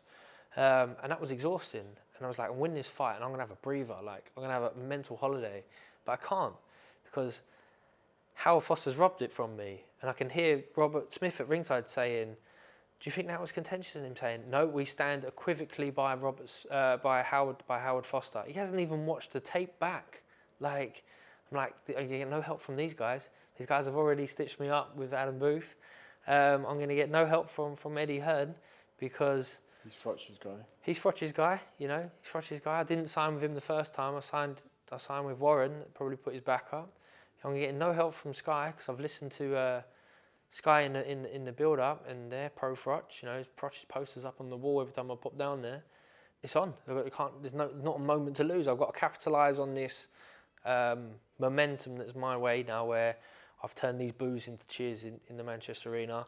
I get up and I stand on each corner, even though I've just been stopped, to sort of make a point.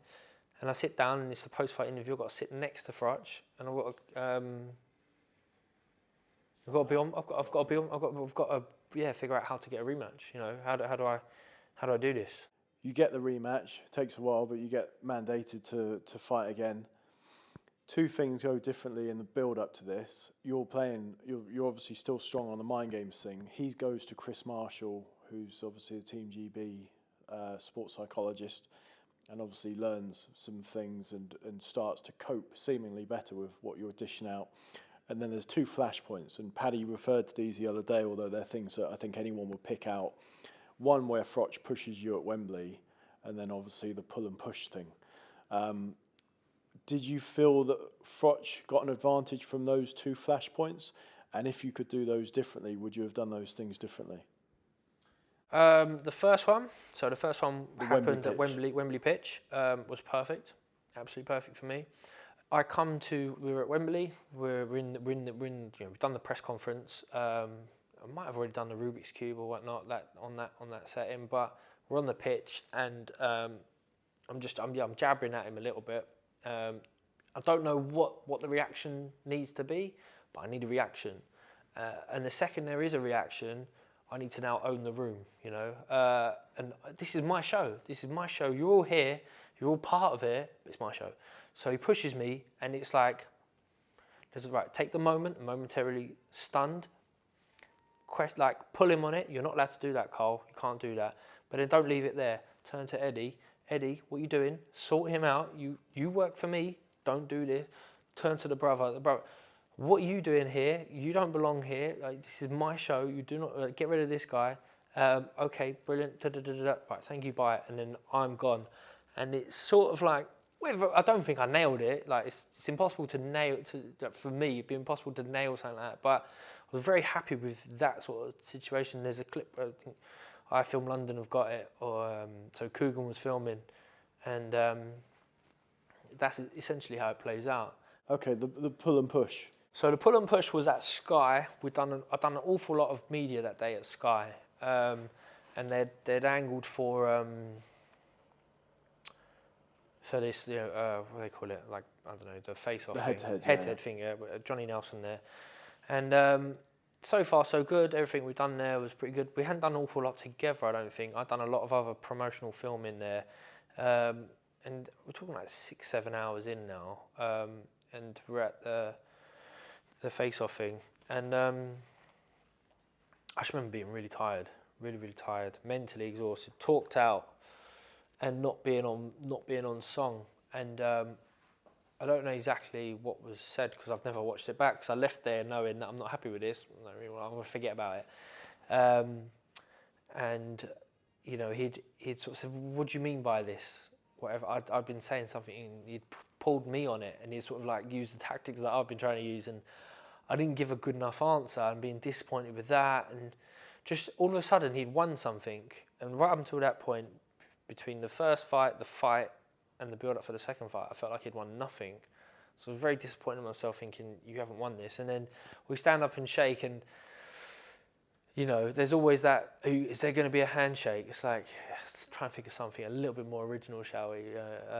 It's like, but I'm always like, yeah, I'll stick to the rules, shake his hand, I don't care. Well, nothing, you're beneath me at this point. So I put my hand out, and I want to give him a nice, firm handshake.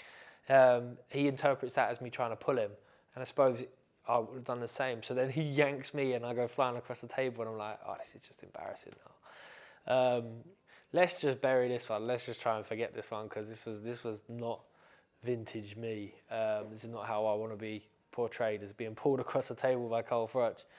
Now with hindsight, you know, maybe even years later, I realised that there was a lot going on, you know, a lot of stuff in the build-up, and sometimes it's difficult to work out, did it have a positive or a negative effect on my performance in the fight, you know?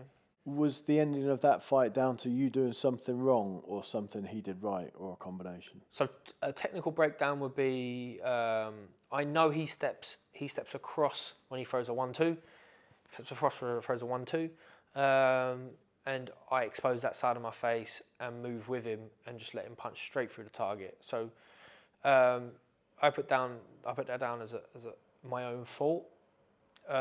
He didn't necessarily set that up with anything spectacular, but in the build-up to the second fight, I'm talking about stopping him with a left hook, which I had no intention of doing, but just wanted to add that level of, you know, mind games as such, because I'd said I'd hit him with 2 right hands the first time, and wanted the left hook to be on his mind, and I was throwing more left hooks, but leave myself vulnerable. And I think at that point, I either throw a left hook, or I leave it open as if I'm gonna left hook, and get caught, and it's over. After that fight, you went into a very, very dark place.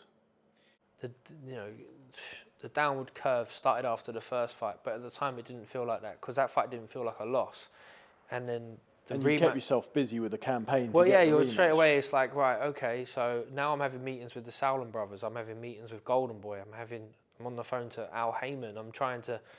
Didn't you fly over to see the IBF and everything? I flew over to see the IBF to appeal for the rematch, and they reinstated me with immediate rematch. You know, first of all, it's not Kenny Anderson again.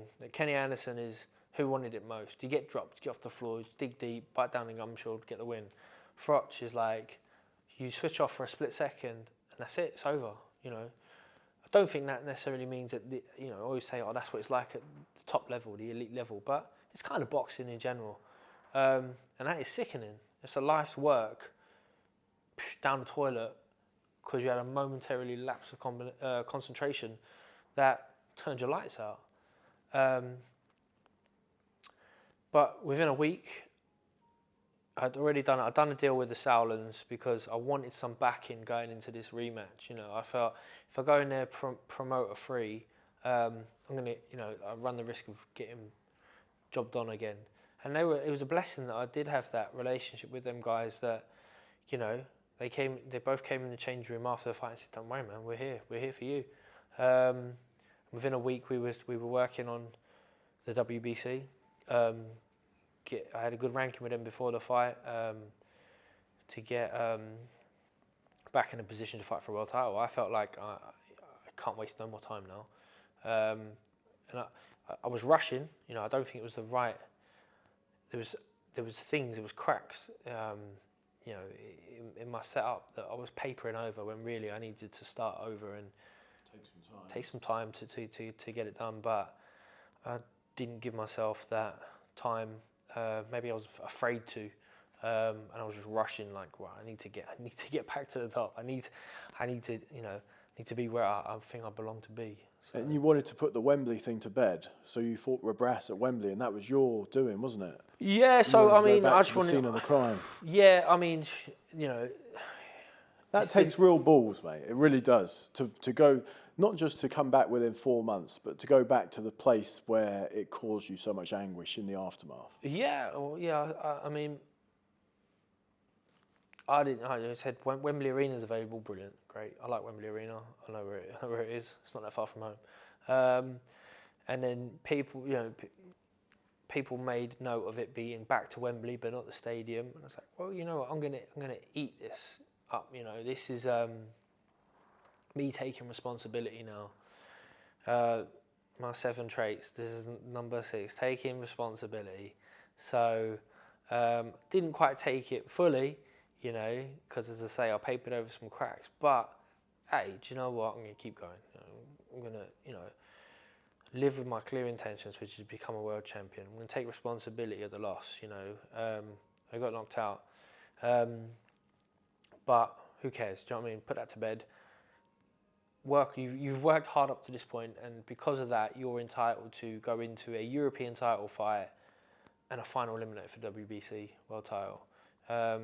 And of course, that was Kala and Nissa, and no doubt everyone else at Sauerland who worked hard to get me that shot. You know, we went out and met Maurizio Sulaiman at the WBC convention in Vegas. You know, he expressed an interest in getting me back to world level and fighting for his belt. But again, yeah, it's Wembley Arena. It's not Wembley Stadium. I'm having meetings with Barney Francis, the head of Sky, and saying, I need a Sky date, Barney. And he's like, speak to Eddie. I'm like, mate, come on, 80,000 people. Like, you heard Cole say it, Wembley, come on, I need a Sky date. Talk to Eddie. It's like, Eddie's going to do me nothing. I'm signed with another promoter. I can't do anything for you. Like, they didn't want to deviate from their setup, which was Matchroom, you know, has all the Sky dates. It's up to Matchroom to give out their Sky dates. Kala has a great relationship with Eddie, and they did end up getting it on Sky, but it was like a last minute job. We got no, you know, the show got no money for it. I fought for free. I didn't get paid for that fight, which is fine because, you know, I wasn't duped into doing that. I wanted to roll the dice. I wanted to be special. We spent money on. We flew Michael Buffer over because we wanted to be a bit different. We put on hospitality, we put on entertainment. We tried to get a good undercard. All these things because I was trying to, you know, build the brand with a bigger, clearer vision of, you know, not just being forgotten about Wembley. Like we're gonna you know, go on from there. I'm gonna win this fight and I'm fighting for another world title. Went from that fight to fighting on an undercard as you know, just bump the pay-per-view numbers up on Bellew Cleverly in Liverpool. That was Dennis Douglin. Dennis Douglin. They put James DeGale on there, Callum Smith. It was a real, like, I don't think they were real confident in the main event being standalone. So they put in a stellar card, as Eddie would say, or as Forum would say, as everyone would say. But yeah, you go from Wembley Stadium, biggest post-fight bout in British history, to headlining at Wembley Arena, to being on an undercard. And it's like, eat that humble pie, mate. Just get there. Just like, do what you got to do. But then came Vegas, world title fight with Badou Jack. A tough fight. Spoke to Badou actually just a few days ago, and he rates you very highly and said that you're a tough opponent. It didn't go to plan. When you went over to Vegas, did you think this was it? This is the one. This is my time. This has to be the one. This has to be the one. So not a lot of people knew an awful lot about Badou Jack, but I'd seen him. I knew he did everything really well, but nothing exceptional, and that's kind of how I tried to tell it throughout camp as well. We had a press conference together.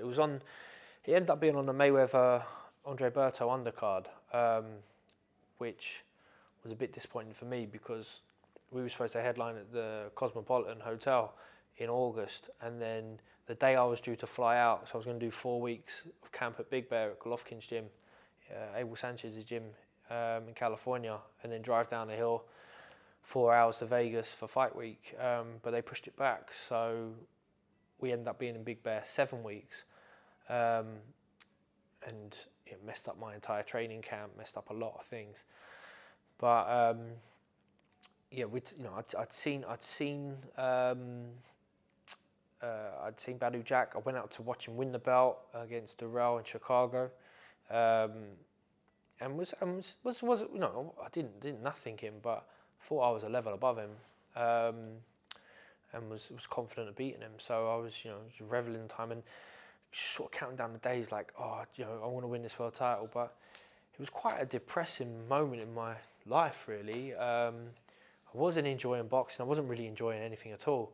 I was just thank God, another session's done. Like, so I had 150 sessions to do before this fight. I'm like, 130 to go. Prison. Yeah, here we go. Yeah. And even then, I was probably thinking about an exit strategy. I was thinking, right, win this belt. I'm gonna straight away. My contract kicks in, where I'm on the real, the big money. A couple of fights, and then it doesn't matter about the rest. Let's call it a day. Or I think James DeGale won the IBF title by then, and I'm thinking, unification, Wembley Stadium again. That'd be enough money, and then that'll do. I've had enough of boxing. That would have been great if you guys had met with both world champions. Yeah. No. Is that a big regret that never happened? A stadium fight with you and James? No. For unifying titles. I mean, because I say I'm happy. I wouldn't roll the dice for any other difference. And two, as much money as I would have made, he would have made some money too. And I hate him that much. I don't want to make any money. You spiteful bastard. Yeah. I'm sure he feels the same because it's mutual. Yeah. It's fine. We both priced each other out of a rematch. That was the problem. That's why it never happened. There was loads of instances where it was close to happening, and there was a time when I was willing to take the short straw, and we'd essentially done a deal over the phone. But then he came back and he reneged on what we had agreed, and we had to. I was like, cool, I'll leave it. After Badou Jack, did you think that was it? That that was your last chance? Yeah. So Badou Jack, third chance at a world title fight. As I say, I'm not in a happy place. I'd brought Paddy Fitzpatrick in as my coach for the first Froch fight because he was someone I knew and someone who I knew could do the job for me. I brought him in for camp. And because we'd come so close, and because my mind was otherwise occupied, I never thought to myself, is he the right? Is this long term? Is he the right man for me? And then we went into the rematch and got knocked out. And then, part of me was thinking, it's my fault. I feel guilty for everyone else. So, I don't mean, it's not about making changes now. It was me. I switched off, And as I say, I was, lots of things with hindsight that I spent a little bit more time about thinking about was that quite right, was it not? And other things that are necessarily not that important, but I'd left Adam Booth and been beat twice, and I didn't want people to think, it was all the trainer, it was nothing to do with me, so I wanted to prove that I'm going to be a world champion with any coach, but after the Dennis Duglin fight, so I'd had 4 fights with Paddy, 2 wins, 2 losses, but I'd realised the worrying part was that my last 2 performances, I felt like I was starting to dip now, With hindsight, and to give Paddy a bit of of defence, is that he was an amateur coach from Swindon, an amateur coach from Swindon. I knocked on his door one day and said, "Will you train me for a world title fight?" And it's a pay-per-view, huge, biggest fight of the year. And then off that, we're going into the biggest fight we've had, biggest record attendance. It's definitely going to be the biggest fight of the year. And I never once thought, is he cut out for this? Like, what's his, is he going to be able to cope with this? Does he need some help with this? And he likely did. And without trying to be, he smokes a lot of marijuana, and that's something I don't agree with. And there'd be long periods where I feel like it got the better of him, and it's hard to do that job, his job, and stay mentally switched on and have those finite processes if you're going to lead from the front. Different when he's an assistant coach and he's sitting back absorbing and then giving his thoughts, not in real time. So I had a chat with him after the Dennis Duglin fight and said, look, we need to bring someone in. And he said no. And I let him, because I didn't know where else to go. I didn't know who else to have. I didn't know who else to work with. Now I'm fighting for a world title again. And what, am I in the same situation? Going to change trainer just before a big world title fight? Is that the best thing to do? Don't think so.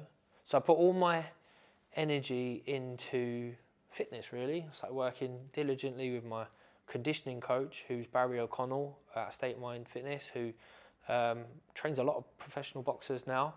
But me and him both got consumed with that sort of setup. It was more about, I lost an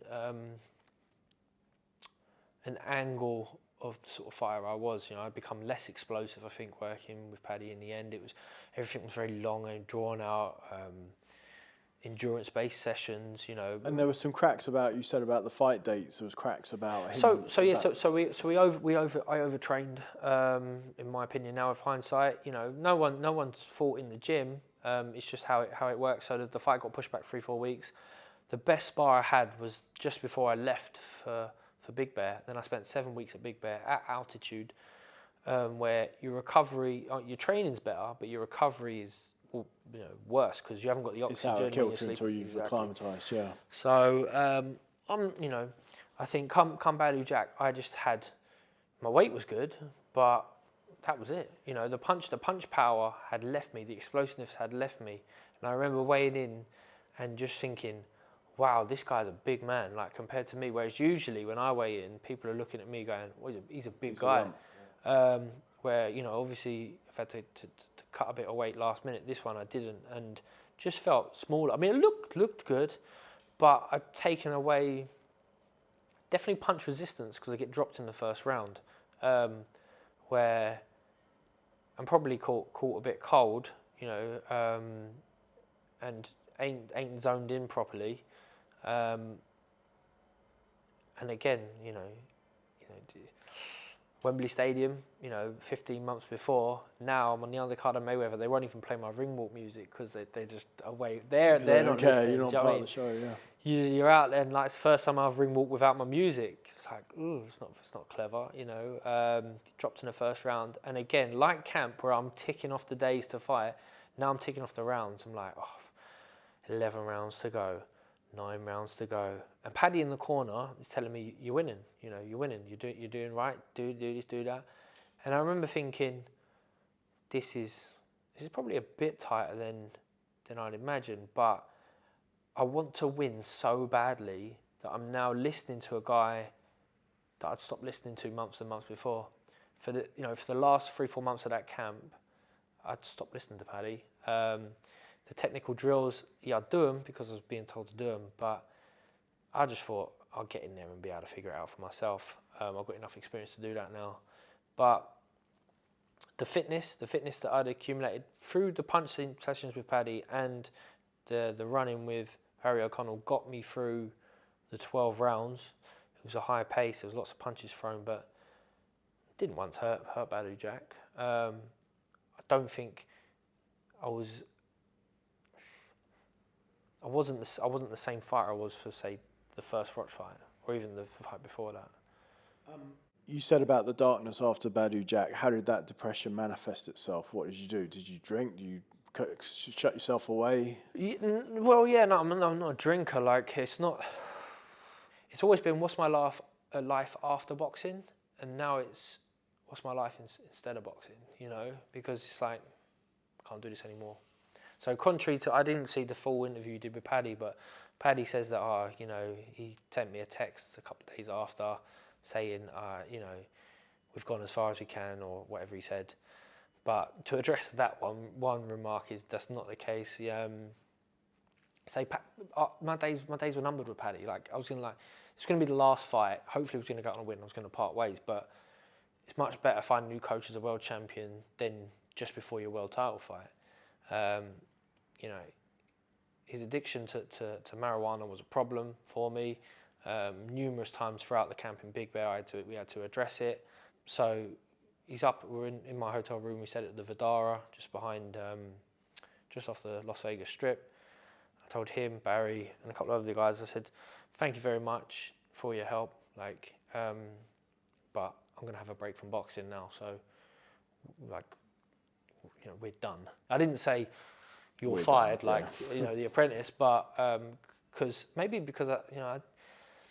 didn't have that in me. I didn't want, I wasn't angry with them guys then. I mean, later on the next week, Paddy comes out and does an interview with Swindon Times, and he tries to blame me, blames my wife, saying she's interfering, all this other stuff, and it was poor taste from him, because now he's just trying to save his back.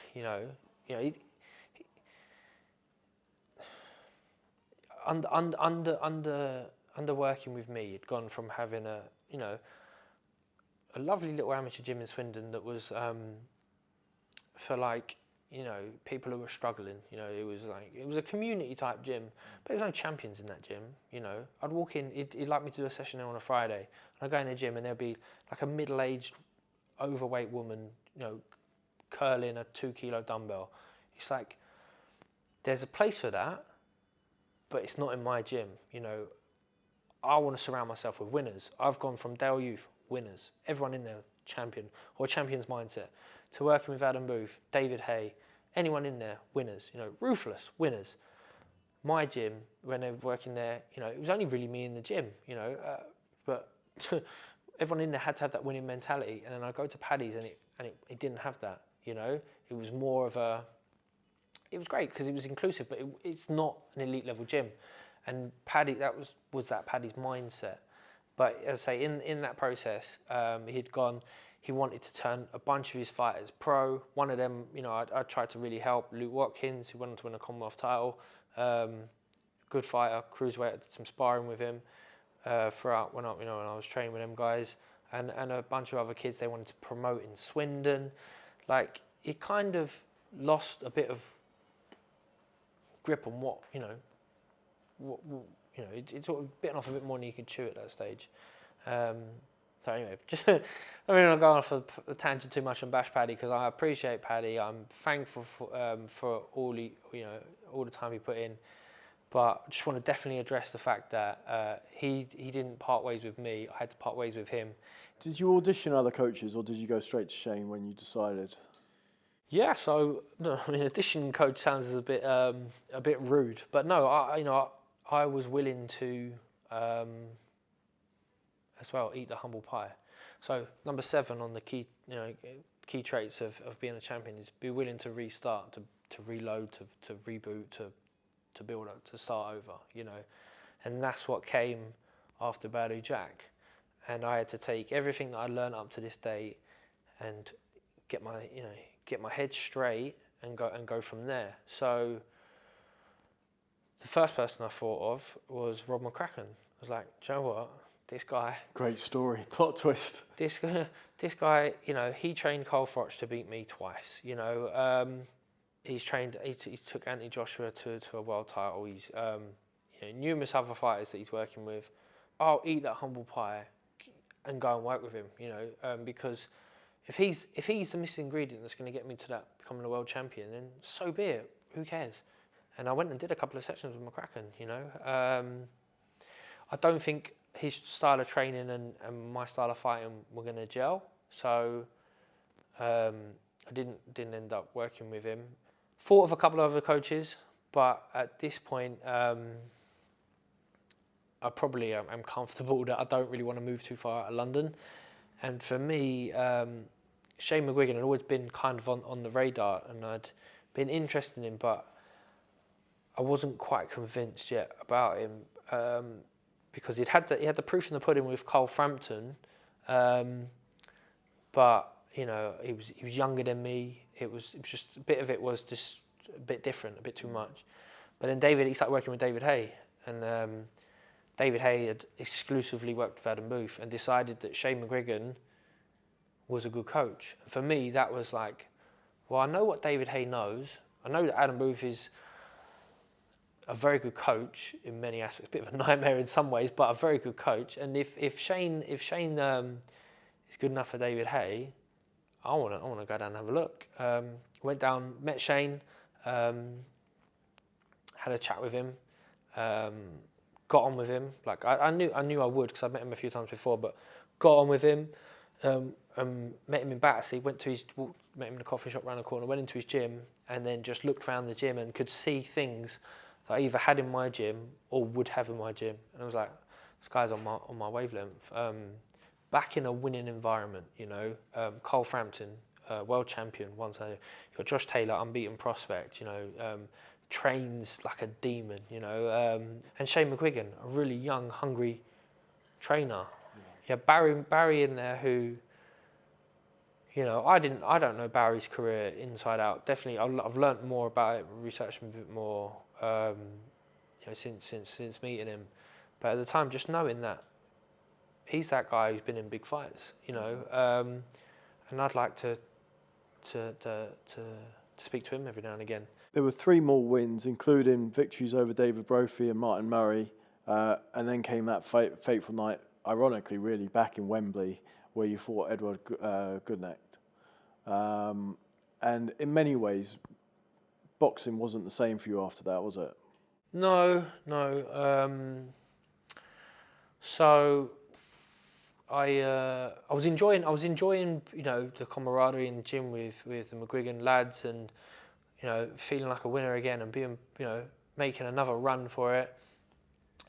I boxed a fellow called De Luisa at the Copper Box in January. Like, do you ever really want to box at the Copper Box in January? Like, it's you're not going to set the world alight, but it was a fight. The date fit. It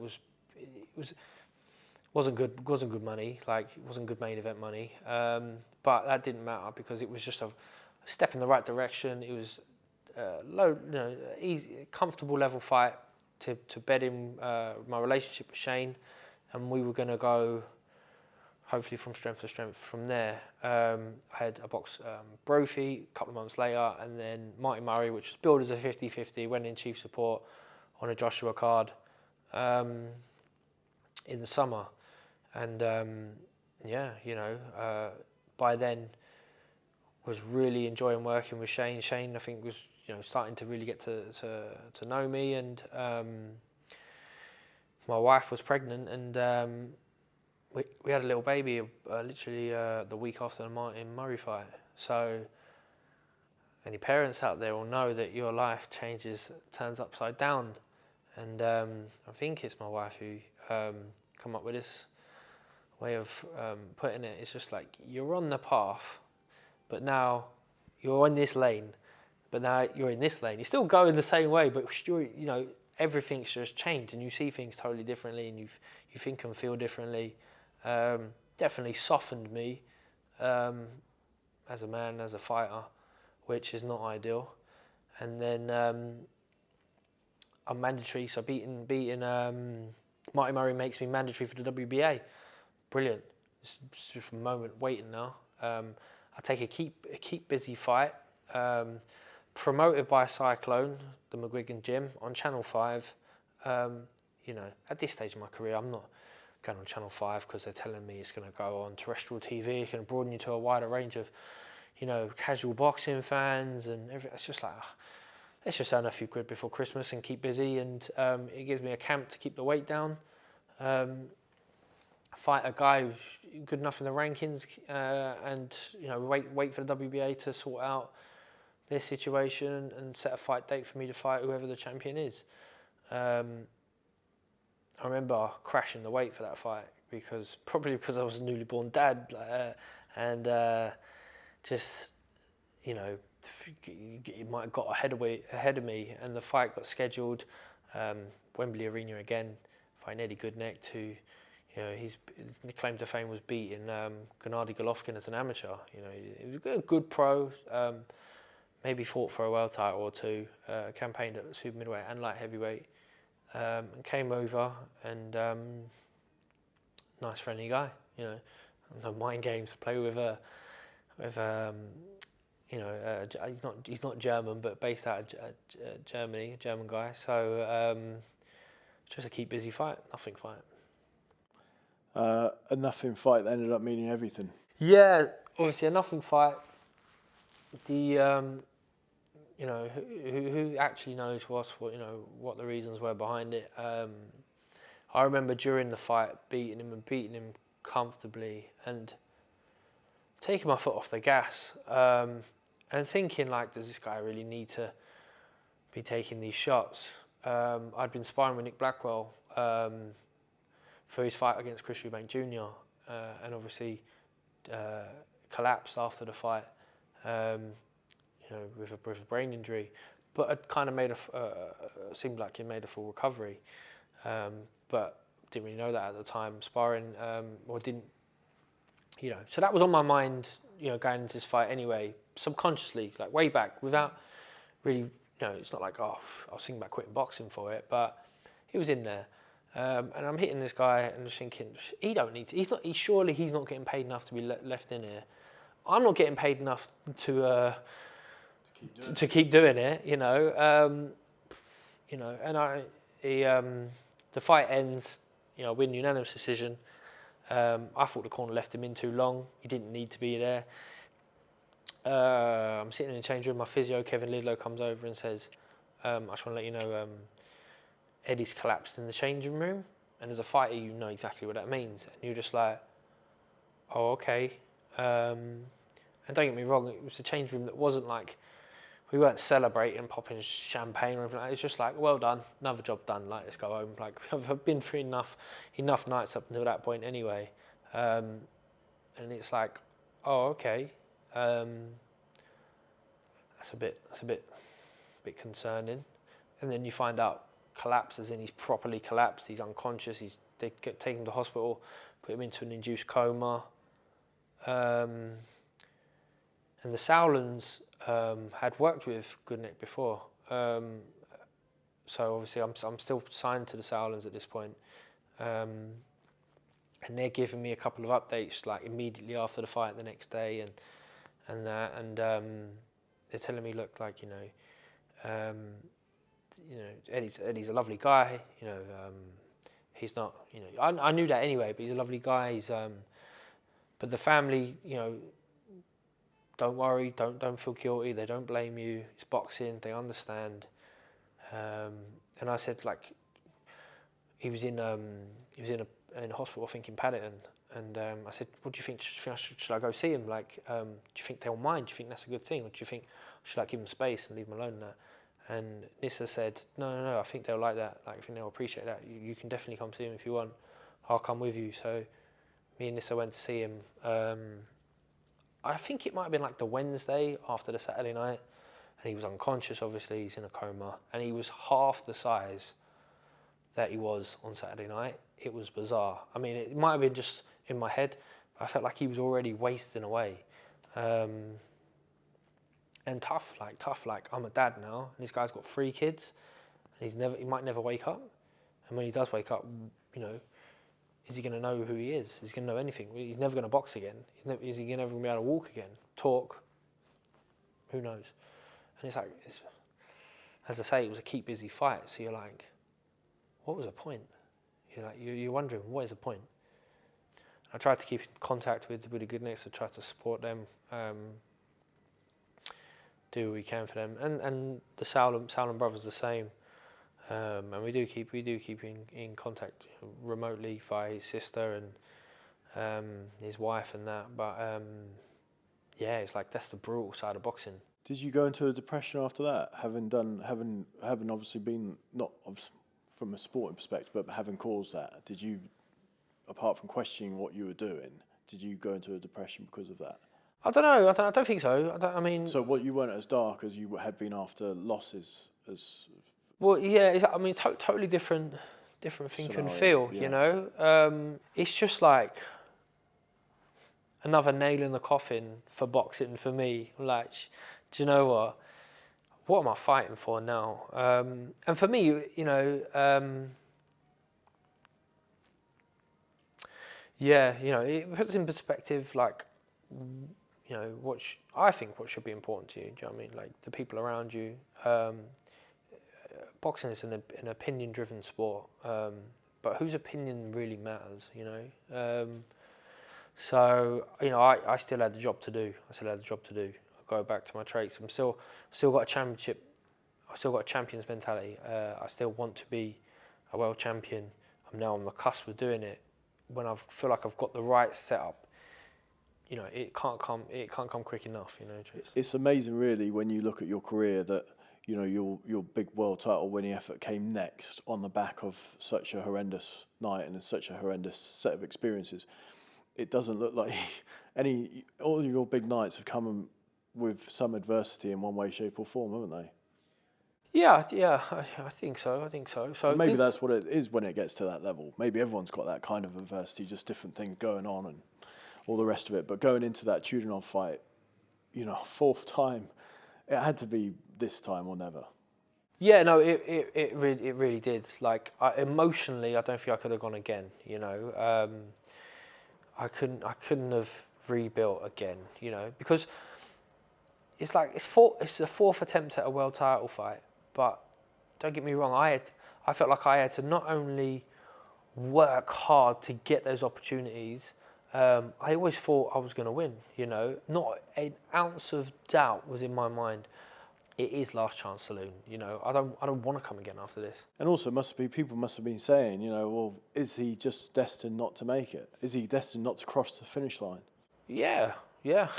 I was saying it. You know, like there's part of me I'm thinking, is there, you know, is fate conspiring against me? You know, or am I just feeling sorry for myself? Like, am I walking around pretending to be a world champion? You know, and this point with Chudinov, I'd come all the way back down to the bottom and been at the lowest rung of the ladder and rebuilt. The pressure's off now, like to a certain degree. That, you know, I'm not away from home. You know, I'm the hometown fighter. You know, it's in the UK, but it's not in London. It's not, you know, it's on someone else's undercard. It's on Kell Brook's undercard. Bramall Lane. The pressure's on him.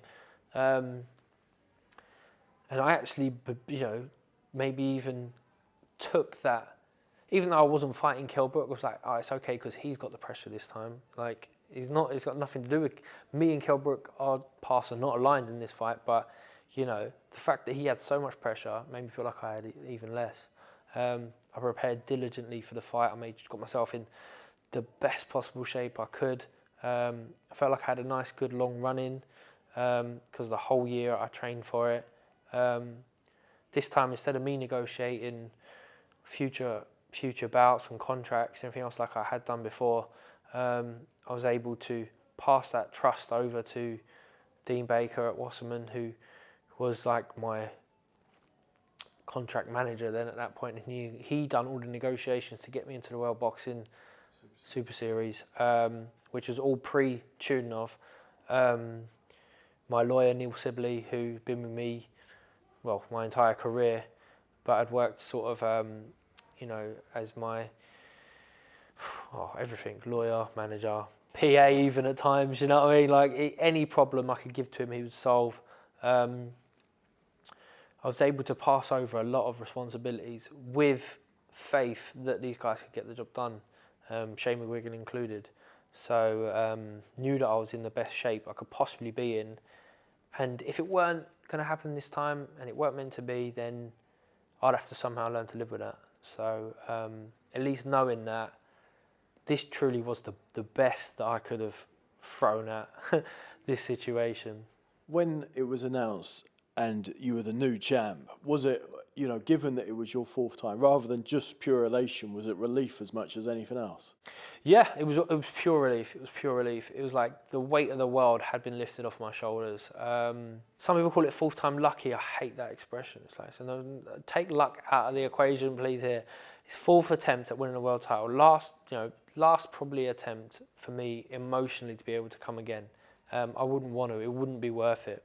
I'd miss out on too much valuable time elsewhere. My responsibilities had changed and my love of boxing had changed. I was working on an exit strategy.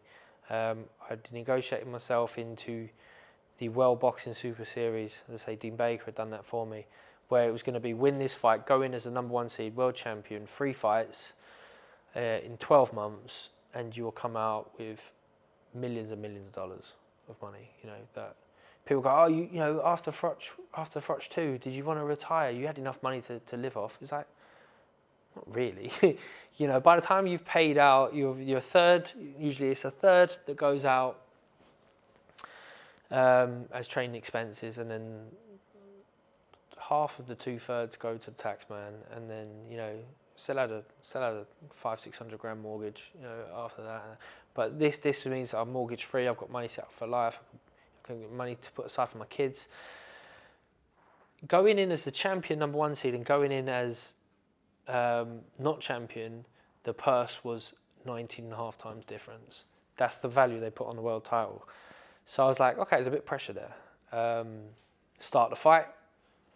Fedor Chudinov, seen him on paper, he's only lost to Felix Sturm. No, is it Sturm? Someone. He's only lost to one German. Didn't really rate him too much. I thought he was crude and strong, but that's enough.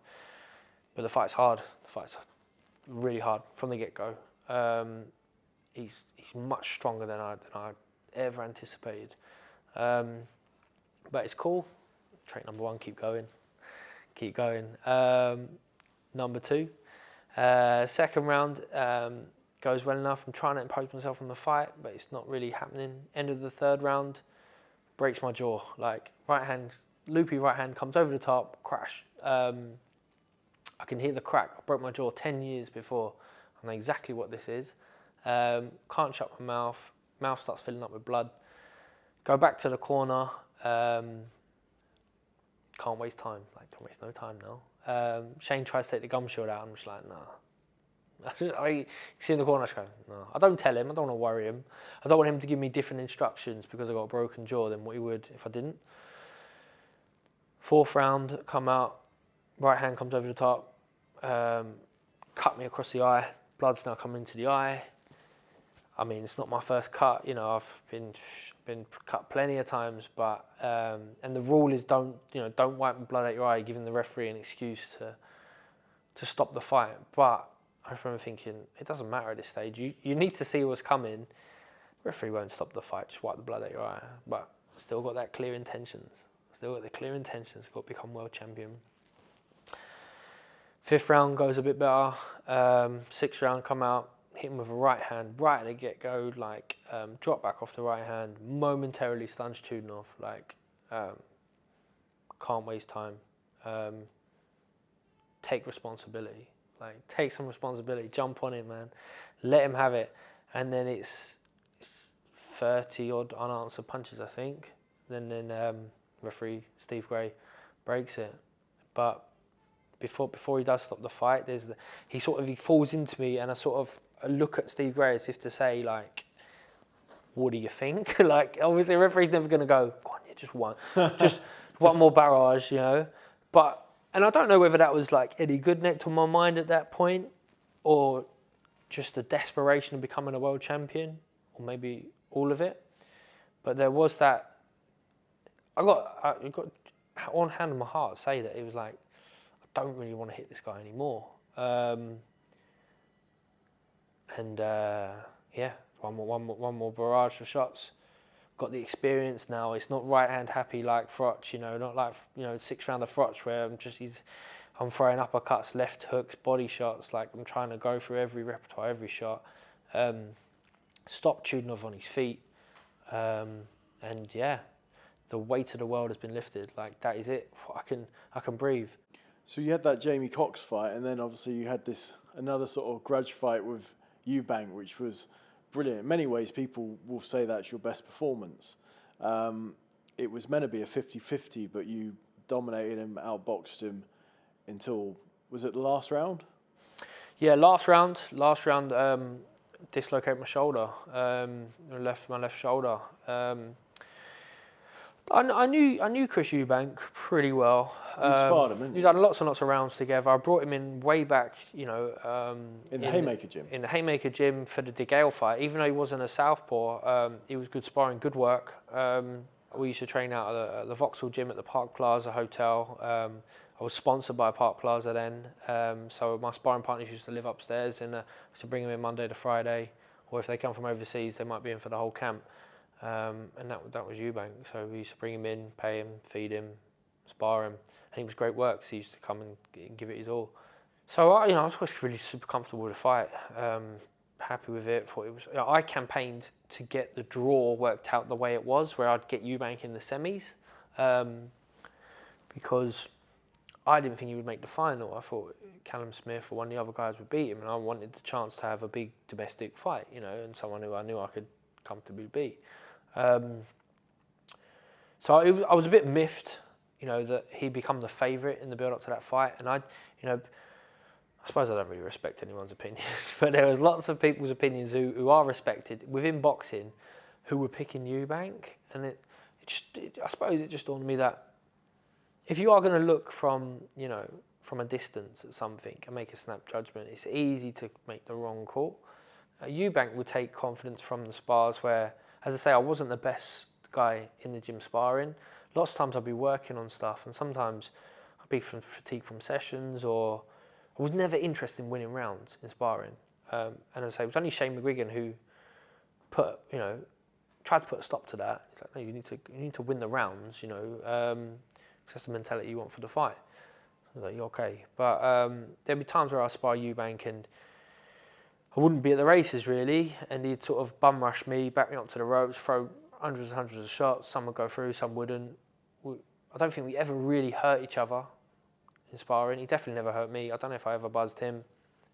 But I always felt like I was a step ahead of him in my career, you know, because he was always a run of the ladder behind. I'd be fighting for British titles, and he'd be just starting, and vice, you know, as it went on, ticked on like that.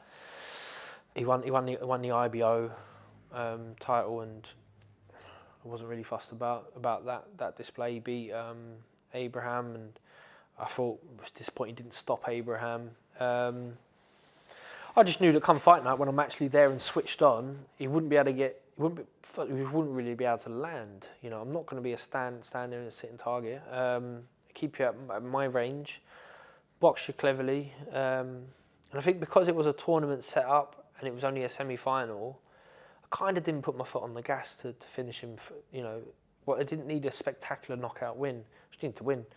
Just get my money and then fight the next one. You know, obviously I've had the weight of the world lifted off my shoulders winning a world title against Chudinov. I've had the horrific low of the Eduard Gutknecht fight. You know, I'm just a little bit more matter of fact. Maybe not great for the fans and stuff like that, but it's just like I'm just there to win. How bad was the shoulder? How much did it hurt? Was it agony? Yeah. So obviously it happened during a fight where there's a lot of adrenaline pumping and that. And I just remember what I assume is like a partial dislocation, where I felt it come out a bit and then go back in. It might have been right at the end of the 11th, or I thought it was during the 12th, but watching it back, I do something weird with my shoulder in the 11th. The 12th, I remember it coming a little bit out and back in, and I remember thinking, right, don't throw no power shots on the left side no more, it's the 12th round, don't worry about it, just see it through. I just stick to jab, and then second later I throw a jab and it just comes right out. And then I try and pop it back in, it don't come back in. And is it excruciating from there on? It's painful. I just remember thinking, right, you're in the. I mean, I had no clue what dislocated shoulder actually means, but I just remember thinking, don't let him punch it, because you've got to fight the final pretty soon. So if he punches it, he's probably going to make it really bad. So try and keep that out the way. Punch you in the head, not in the shoulder. Yeah, like maybe. And I assume there'll be like some massive onslaught, because he would notice the shoulder's gone. Now, I think there was, like, I think people say, oh, he didn't realise, or he says he didn't realise, but don't forget, it's the 12th round. It's been a long fight. He hasn't really had that much success. He knows he's got to throw caution to the wind and really let his hands go now, and he kind of does, and he wins. I wouldn't even say he convincingly wins the 12th round. I should probably watch it again to give a proper answer. But I landed some good shots. I landed a right uppercut on him, and then followed by like a right hook, which I think hurt him. Probably where he's throwing caution to the wind and walked into it. But so yeah, great, satisfying. I was probably a little bit nervous of the decision there, because there was so much emphasis and excitement about Eubank in the build-up from this, especially from the organisers of the World Boxing Series, because not all them guys were boxing guys, you know, and some of them had been convinced by the charm of Eubank Senior and thought that he was a megastar. You know, they were saying that he would win it at middle, light heavy, and I think there was some question marks about it. I mean, I thought, I don't think I really lost a round. You know, maybe the last and maybe one in the middle. So I give it like 10-2 to me. But I think I only win it by 3 or 4 rounds on the scorecards. And the World Series has as a 4th judge who basically, if it is a draw, they decide who goes through to the next round. And the 4th judge gave it to Eubank. So I don't really like bringing that up, because then it brings controversy into it. People scratching their head saying, did Eubank do better than he actually did? Or was someone just desperate to get Eubank through to that final? Was it a legit grudge between you and Eubank? No, not at all. Not at all. And I mean, obviously, when Eubank fought DeGale down the line, you went and had a picture with Eubank. Yeah, I was a bit. I mean, it's a bit of fun. Like, obviously, there is a legit grudge between me and DeGale, and at that point, even like, so I blow my shoulder out, and DeGale still got the IBF world title, and it's, do I want to rush back for this final, or do I want to set up another big fight with DeGale? He's under pressure because he's got a mandatory against Uzkatsky, someone who he definitely didn't fancy fighting for the IBF. If he vacates that world title to fight me, then I'm not paying him 50-50. If he comes in with a belt, we'll think about 50-50. Do you know what I mean? So look, we were both always going to price ourselves out of that fight. I think he would have generally gone in at 50-50, but I was definitely not prepared to do that with no belt. And I was getting paid pay-per-view money, whether the show sold or not. Yeah, sure. And I'd done that circus time and time again. And then obviously came Callum Smith. I mean, I remember we spoke in the build-up to that one, and it's fair to say that it felt like you had the weight of the world on your shoulders. They were trying to rush you into the final, like it was a matter of they wanted to keep to their schedule, and you obviously needed to nurse your shoulder back to where it needed to be. And you sort of seemed to have some uncertainty that you were going to go back into training, but you weren't sure how the shoulder was going to hold up. And then next thing you know, you're in Saudi Arabia. Yeah, so as I say, I had my sort of exit strategy, and this was going to be the last fight, and I didn't really want to deviate from that. I wasn't interested in rebuilding. There was talk of like Callum Smith fighting Eubank, and then I'll fight the winner the following year, but I didn't trust that, And this was going to be like mega money for me that I didn't really want to walk away from. And I was had enough of boxing. I wanted to spend some time at home. So I rushed. I campaigned to get an extension on the shoulder. They wanted me to fight, I think, in June after dislocating in February, which was impossible. But September was impossible. No, they settled on September. I said, yeah, let's go. But it was still way too early for me. Even in an ideal, perfect rehab situation, still would have been too early for me. But don't get me wrong. I believed I was good enough to beat Callum Smith on the night. I thought I'd be good enough, and I wasn't. I wasn't. But even now, it's like the day before we flew out to Saudi, they announced Saudi. I was like, I don't really want to go to Saudi Arabia. I can't take my wife. I can't. She's never missed a fight. It's going to cost me a fortune in visas and stuff like this. We were arguing about specific elements of the contract that was supposed to be, changes. It being a difference in the purse. More so, I felt like I was getting a pay cut.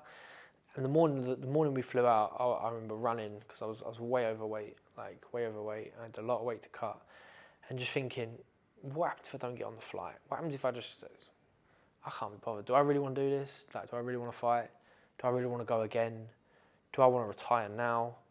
Do I want to miss this fight? And have I wasted all the time and energy of all the the guys that've been in there trying to get me fit, trying to get me ready, trying to rehab the shoulder? Do I fight someone else next year? And I don't know if I made the right decision or not. I still don't know. But I was like, no, I'm going to. Did you have those thoughts in the ring walk?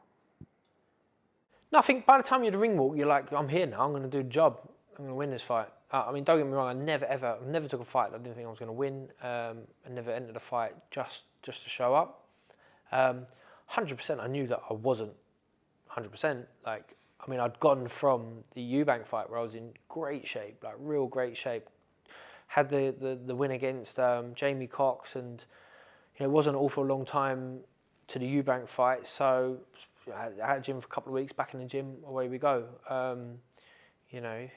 But between the Eubank fight and the Smith fight, which was 7 months, my wife was heavily pregnant and then gave birth to our second son.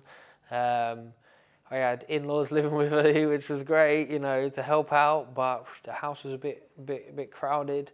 No longer sleeping in the spare room, sleeping in with my wife, and newborn, because there wasn't enough room, and went to Saudi without them, the rehab sessions were hard, really exhausting sessions. So and near enough every day. So it's hard to fit in a full training day with another session thrown in as well. So didn't get as many running sessions in, didn't get nowhere near enough sparring in. The punching session, I got from punching 5 times a week to 2 times a week, and then 3 times a week as we got closer. I got 1 decent sparring against Joshua Buatsi. And even then, I don't think I was firing all cylinders. But I'm a grown man. I've had a long career at this stage, and it is essentially up to me. You know what I mean? I'll take the advice of the guys around me, and I'm sure Shane didn't want me to fight, but he ain't gonna let me go in there without him by my side. He's gonna do his utmost for me, and I'm sure he believed that I was gonna win the fight as well.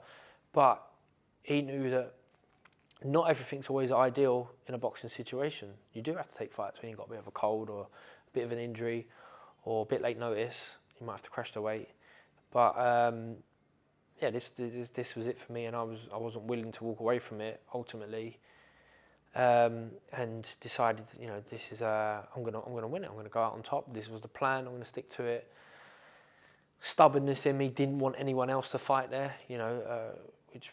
I don't know if that worked against me or not. Yeah, you'd earned the right to be in that final. This was my tournament, my final. I want to be the first one. Who knows what this tournament's going to go on to achieve? Like, they'd already had the Cruiserweight World final, and Usyk come out on top with all the belts in what was a fantastic setup. Like, he'd completed boxing. I don't think that's good for boxing, but he had completed boxing, and I wanted to be the next one along the line to win the Ring Magazine belt, to beat Callum Smith and go out on top on my terms. I think a week before you went out, we spoke, and I interviewed you for The Ring, and I also mentioned a book that I'm working on, Damage, which is about long-term damage in boxing. And I remember you saying clearly, I might end up with dementia. And then you went into a monologue about the risks of being injured down the line. When you were on the deck against Callum Smith, and it looked like you were thinking, I just thought that you were thinking of our conversation. I'm sure you were miles away from where you were from our conversation, but it seemed that our conversation triggered something within you, or it certainly gave you something to think about. I'm not saying that you were thinking about it when you were out there in Saudi, but it just seemed to be, like you said, the stuff with Eduard Gutknecht, your exit plan. When you were long story, would the George Groves of a few years earlier, would he have been able to get up against Callum? Maybe there's an element of desire there's definitely an element of desire that wasn't there anymore. Whether that makes a difference between winning and losing, because that's never left me, never will do. I want to be a winner. Like, I implored everyone else around me to be a winner. I don't celebrate mediocrity. Like, Carl Frampton called me out like a little while ago on his little podcast, saying he was interviewing Callum Smith, and he said, you quit. Had an exchange. And so I thought, I'm going to have to nip this in the bud early doors straight away. I said, look, like, you don't know the first thing about me. This has got nothing to do with me and him or his situation with the McGuigans. I stayed totally impartial to that. So I don't know why he's now trying to take a swipe at me, talking about me being a quitter, when in my entire career have I ever shown quit? And he didn't have the first clue about what it takes to have got there, just to even get through the ropes that night. The hoops I had to jump, the things that I had to go through, the process I had to have in my head, the 7.5 kilos I took off the night before the weigh-in. You know, if I didn't want to fight, then, or if I had quit me, then it would have come out a long time before then. But getting dropped against Callum Smith at that point, had the wind knocked out of me as well, like with a body shot. I was concussed. I wasn't concussed. I was dizzy. I was dizzy from the headshot that landed on the top of the head.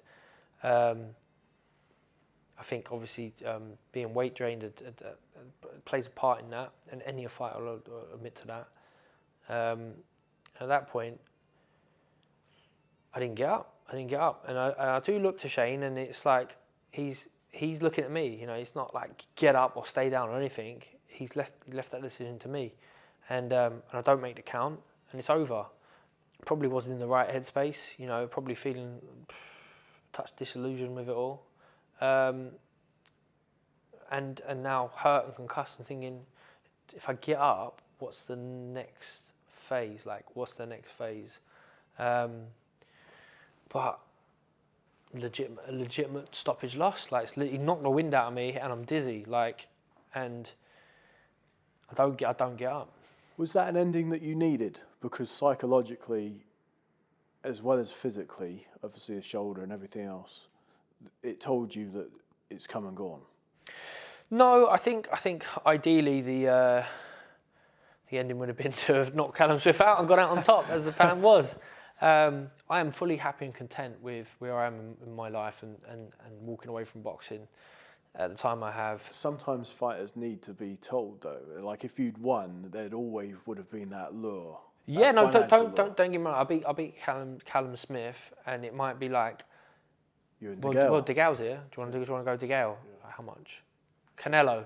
I'll fight Canelo. Whereas now you've got that peace of mind. It's not, you know, it's gone. Yeah, no, true, just. But I don't think there was an awful lot of fight in me, to be honest. And it's kind of hard for me to admit that, really, because it's like, who am I now? Like, you know, have I changed that much? But I don't know. I feel like I'm still got the same mindset of like wanting to be a winner. You know, still ruthless to a certain degree in that respect. Hair's changed. Trying to reinvent myself, as I say, over the years is not a bad thing to do. But I genuinely think that, you know, my time with boxing, I can walk away from it happy. You know, I've left my mark, as I tried to allude to earlier. You know, some of my career will stand the test of time. So I've got some questions here from my patrons to wrap up, if that's okay. You can do these quick fire. Glenn Wilson says, have you stayed in touch with Gutknecht or his family, and how's he doing? Yep, I've kept in contact with Eddie Gutknecht. He's doing okay. I get some videos from his living carer from time to time, and he can walk now, with assistance, and I think they can communicate with him.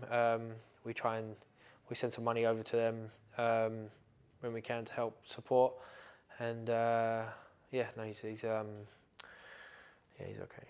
Brendan Connolly says, your jab's one of the best in the business, but who do you think's got the best jab of all time? Me. It's got to be me. Had a Larry Holmes. It's got to be, yeah. Larry Holmes' jab was pretty good. But working with Ali and that, and how could you not? But yeah, probably me. Nick Taylor, the atmosphere in the arena for the first Froch fight was incredible. Did George take any solace from being booed into the ring that night and cheered from it? Solace is a good word. I'm not sure if it's took any solace, but one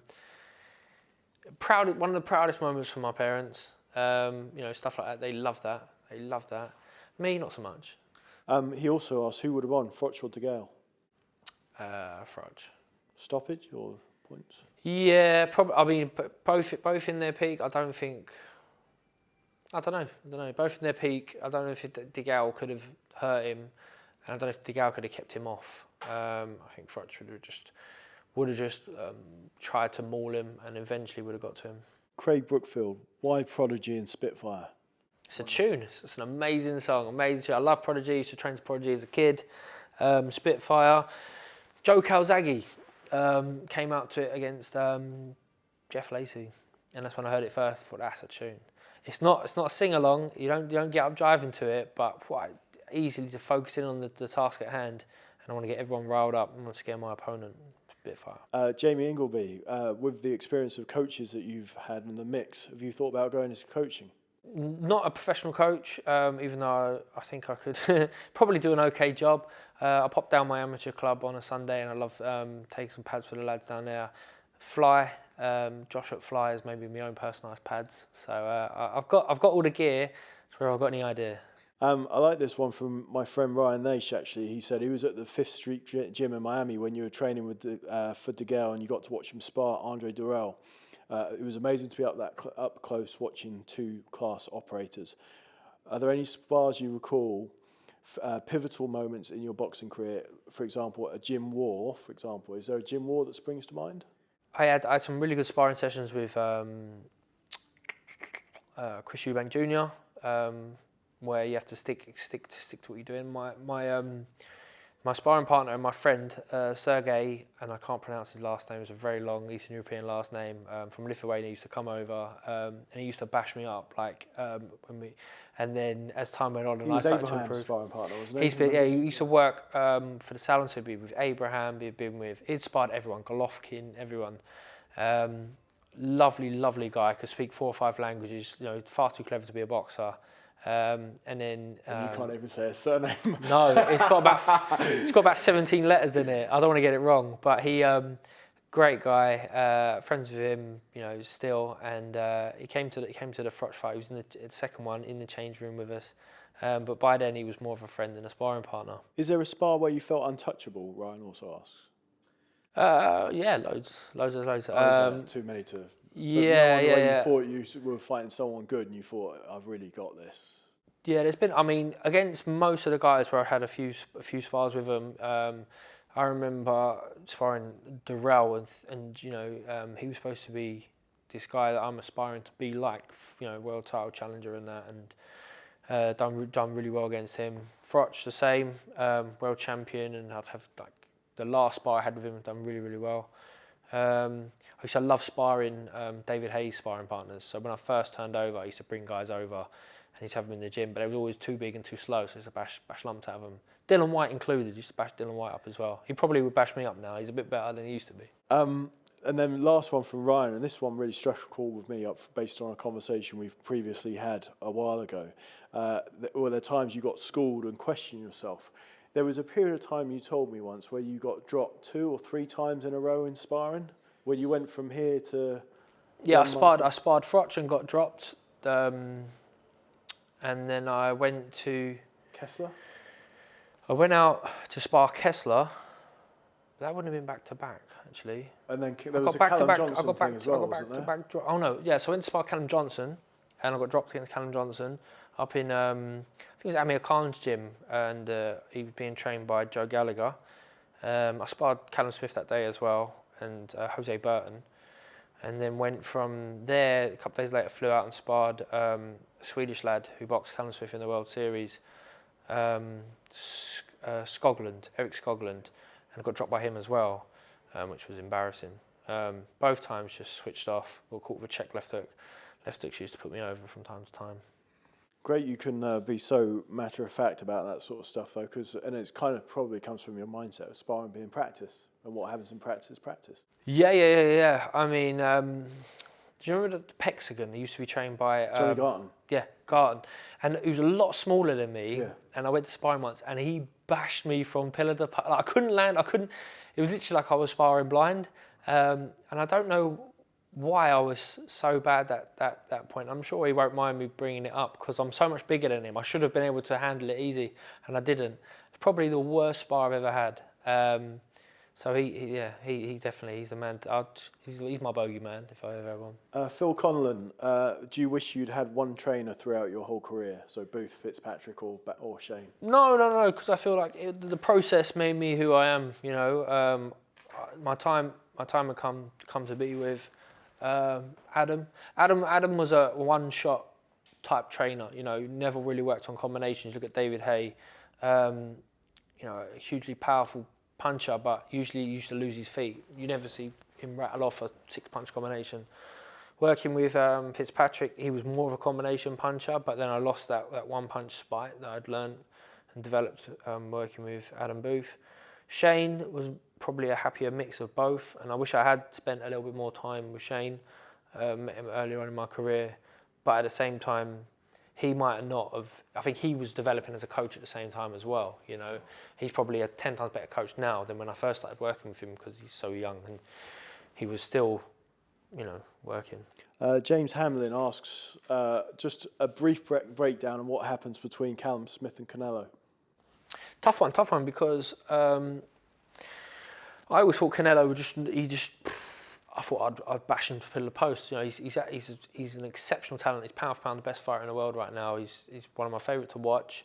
There's so many things that I look at, and now when I'm in the gym on a Sunday morning with the Dale boys, I'm talking about Canelo. You know, hinging from the hips, a lateral movement from the upper body, how strong his base is, every shot he's got. But he would dare come up to middleweight. I'll punch him back down to like middleweight. I'm not around no more, and since then he's gone up and he's bashed up Kovalev at light heavyweight. So you're like, now you're scratching your head. But I felt like that Kovalev fight was a bit weird. What did he know that we didn't know? You know, he come up to super middleweight to beat Rocky Fielding, which is not the same as coming up and fighting Callum Smith. Callum Smith, the best Callum Smith, who knows?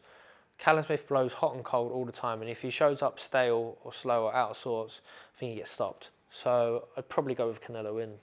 Mandizzle, George won the world title at his 4th attempt, which is pretty rare. How did you motivate yourself to keep going, and what was your mental approach for dealing with the setbacks? Well, we kind of touched upon Yeah, hopefully we touched on that by now. Each one at a time, really, wasn't it? Yeah. So, you know, it's being aware, but it's willing to keep going, live with clear intent, be willing to make sacrifices, to not waste time, to take responsibility, be willing to start over.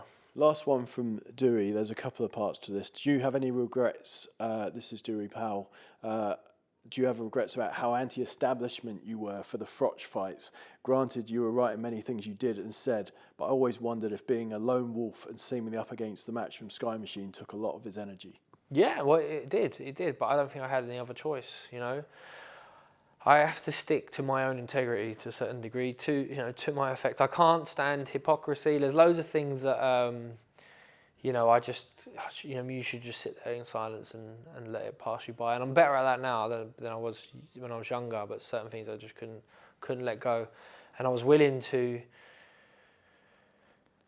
take on the establishment if I felt like, you know, the primary goal was to me versus him, whoever that may be, the opponent in front of me. I need to, you know, get in their headspace, have any added advantage I could have come fight night. And yeah, with hindsight, and you know, nothing's ever perfect. There are some things that you could possibly have done better, but no, I think I made the right decision to really give it a go against Froch and against everyone else. Last one, how long did it take you to master the Rubik's Cube? Not long. Do you still know how to do it? Yeah, of course, yeah. So there's two answers to this. One, I've never done it before, and I just picked one up and just went, whoom, figured it out. Or I went on YouTube and learned the algorithms for a Rubik's Cube, and it's not that difficult actually. Once you learn this, tried to get it down to under 2 minutes because I knew Froch would talk for a long time, but just in case that one time he didn't want to give his life story that was going to last 11 minutes, I had to get it down to under 2 minutes. You should have had a spare one just in case. It was Yeah. good though. It was another part of this fantastic story, which I'm delighted you've taken the time out to share with us. And thank you so much for your time.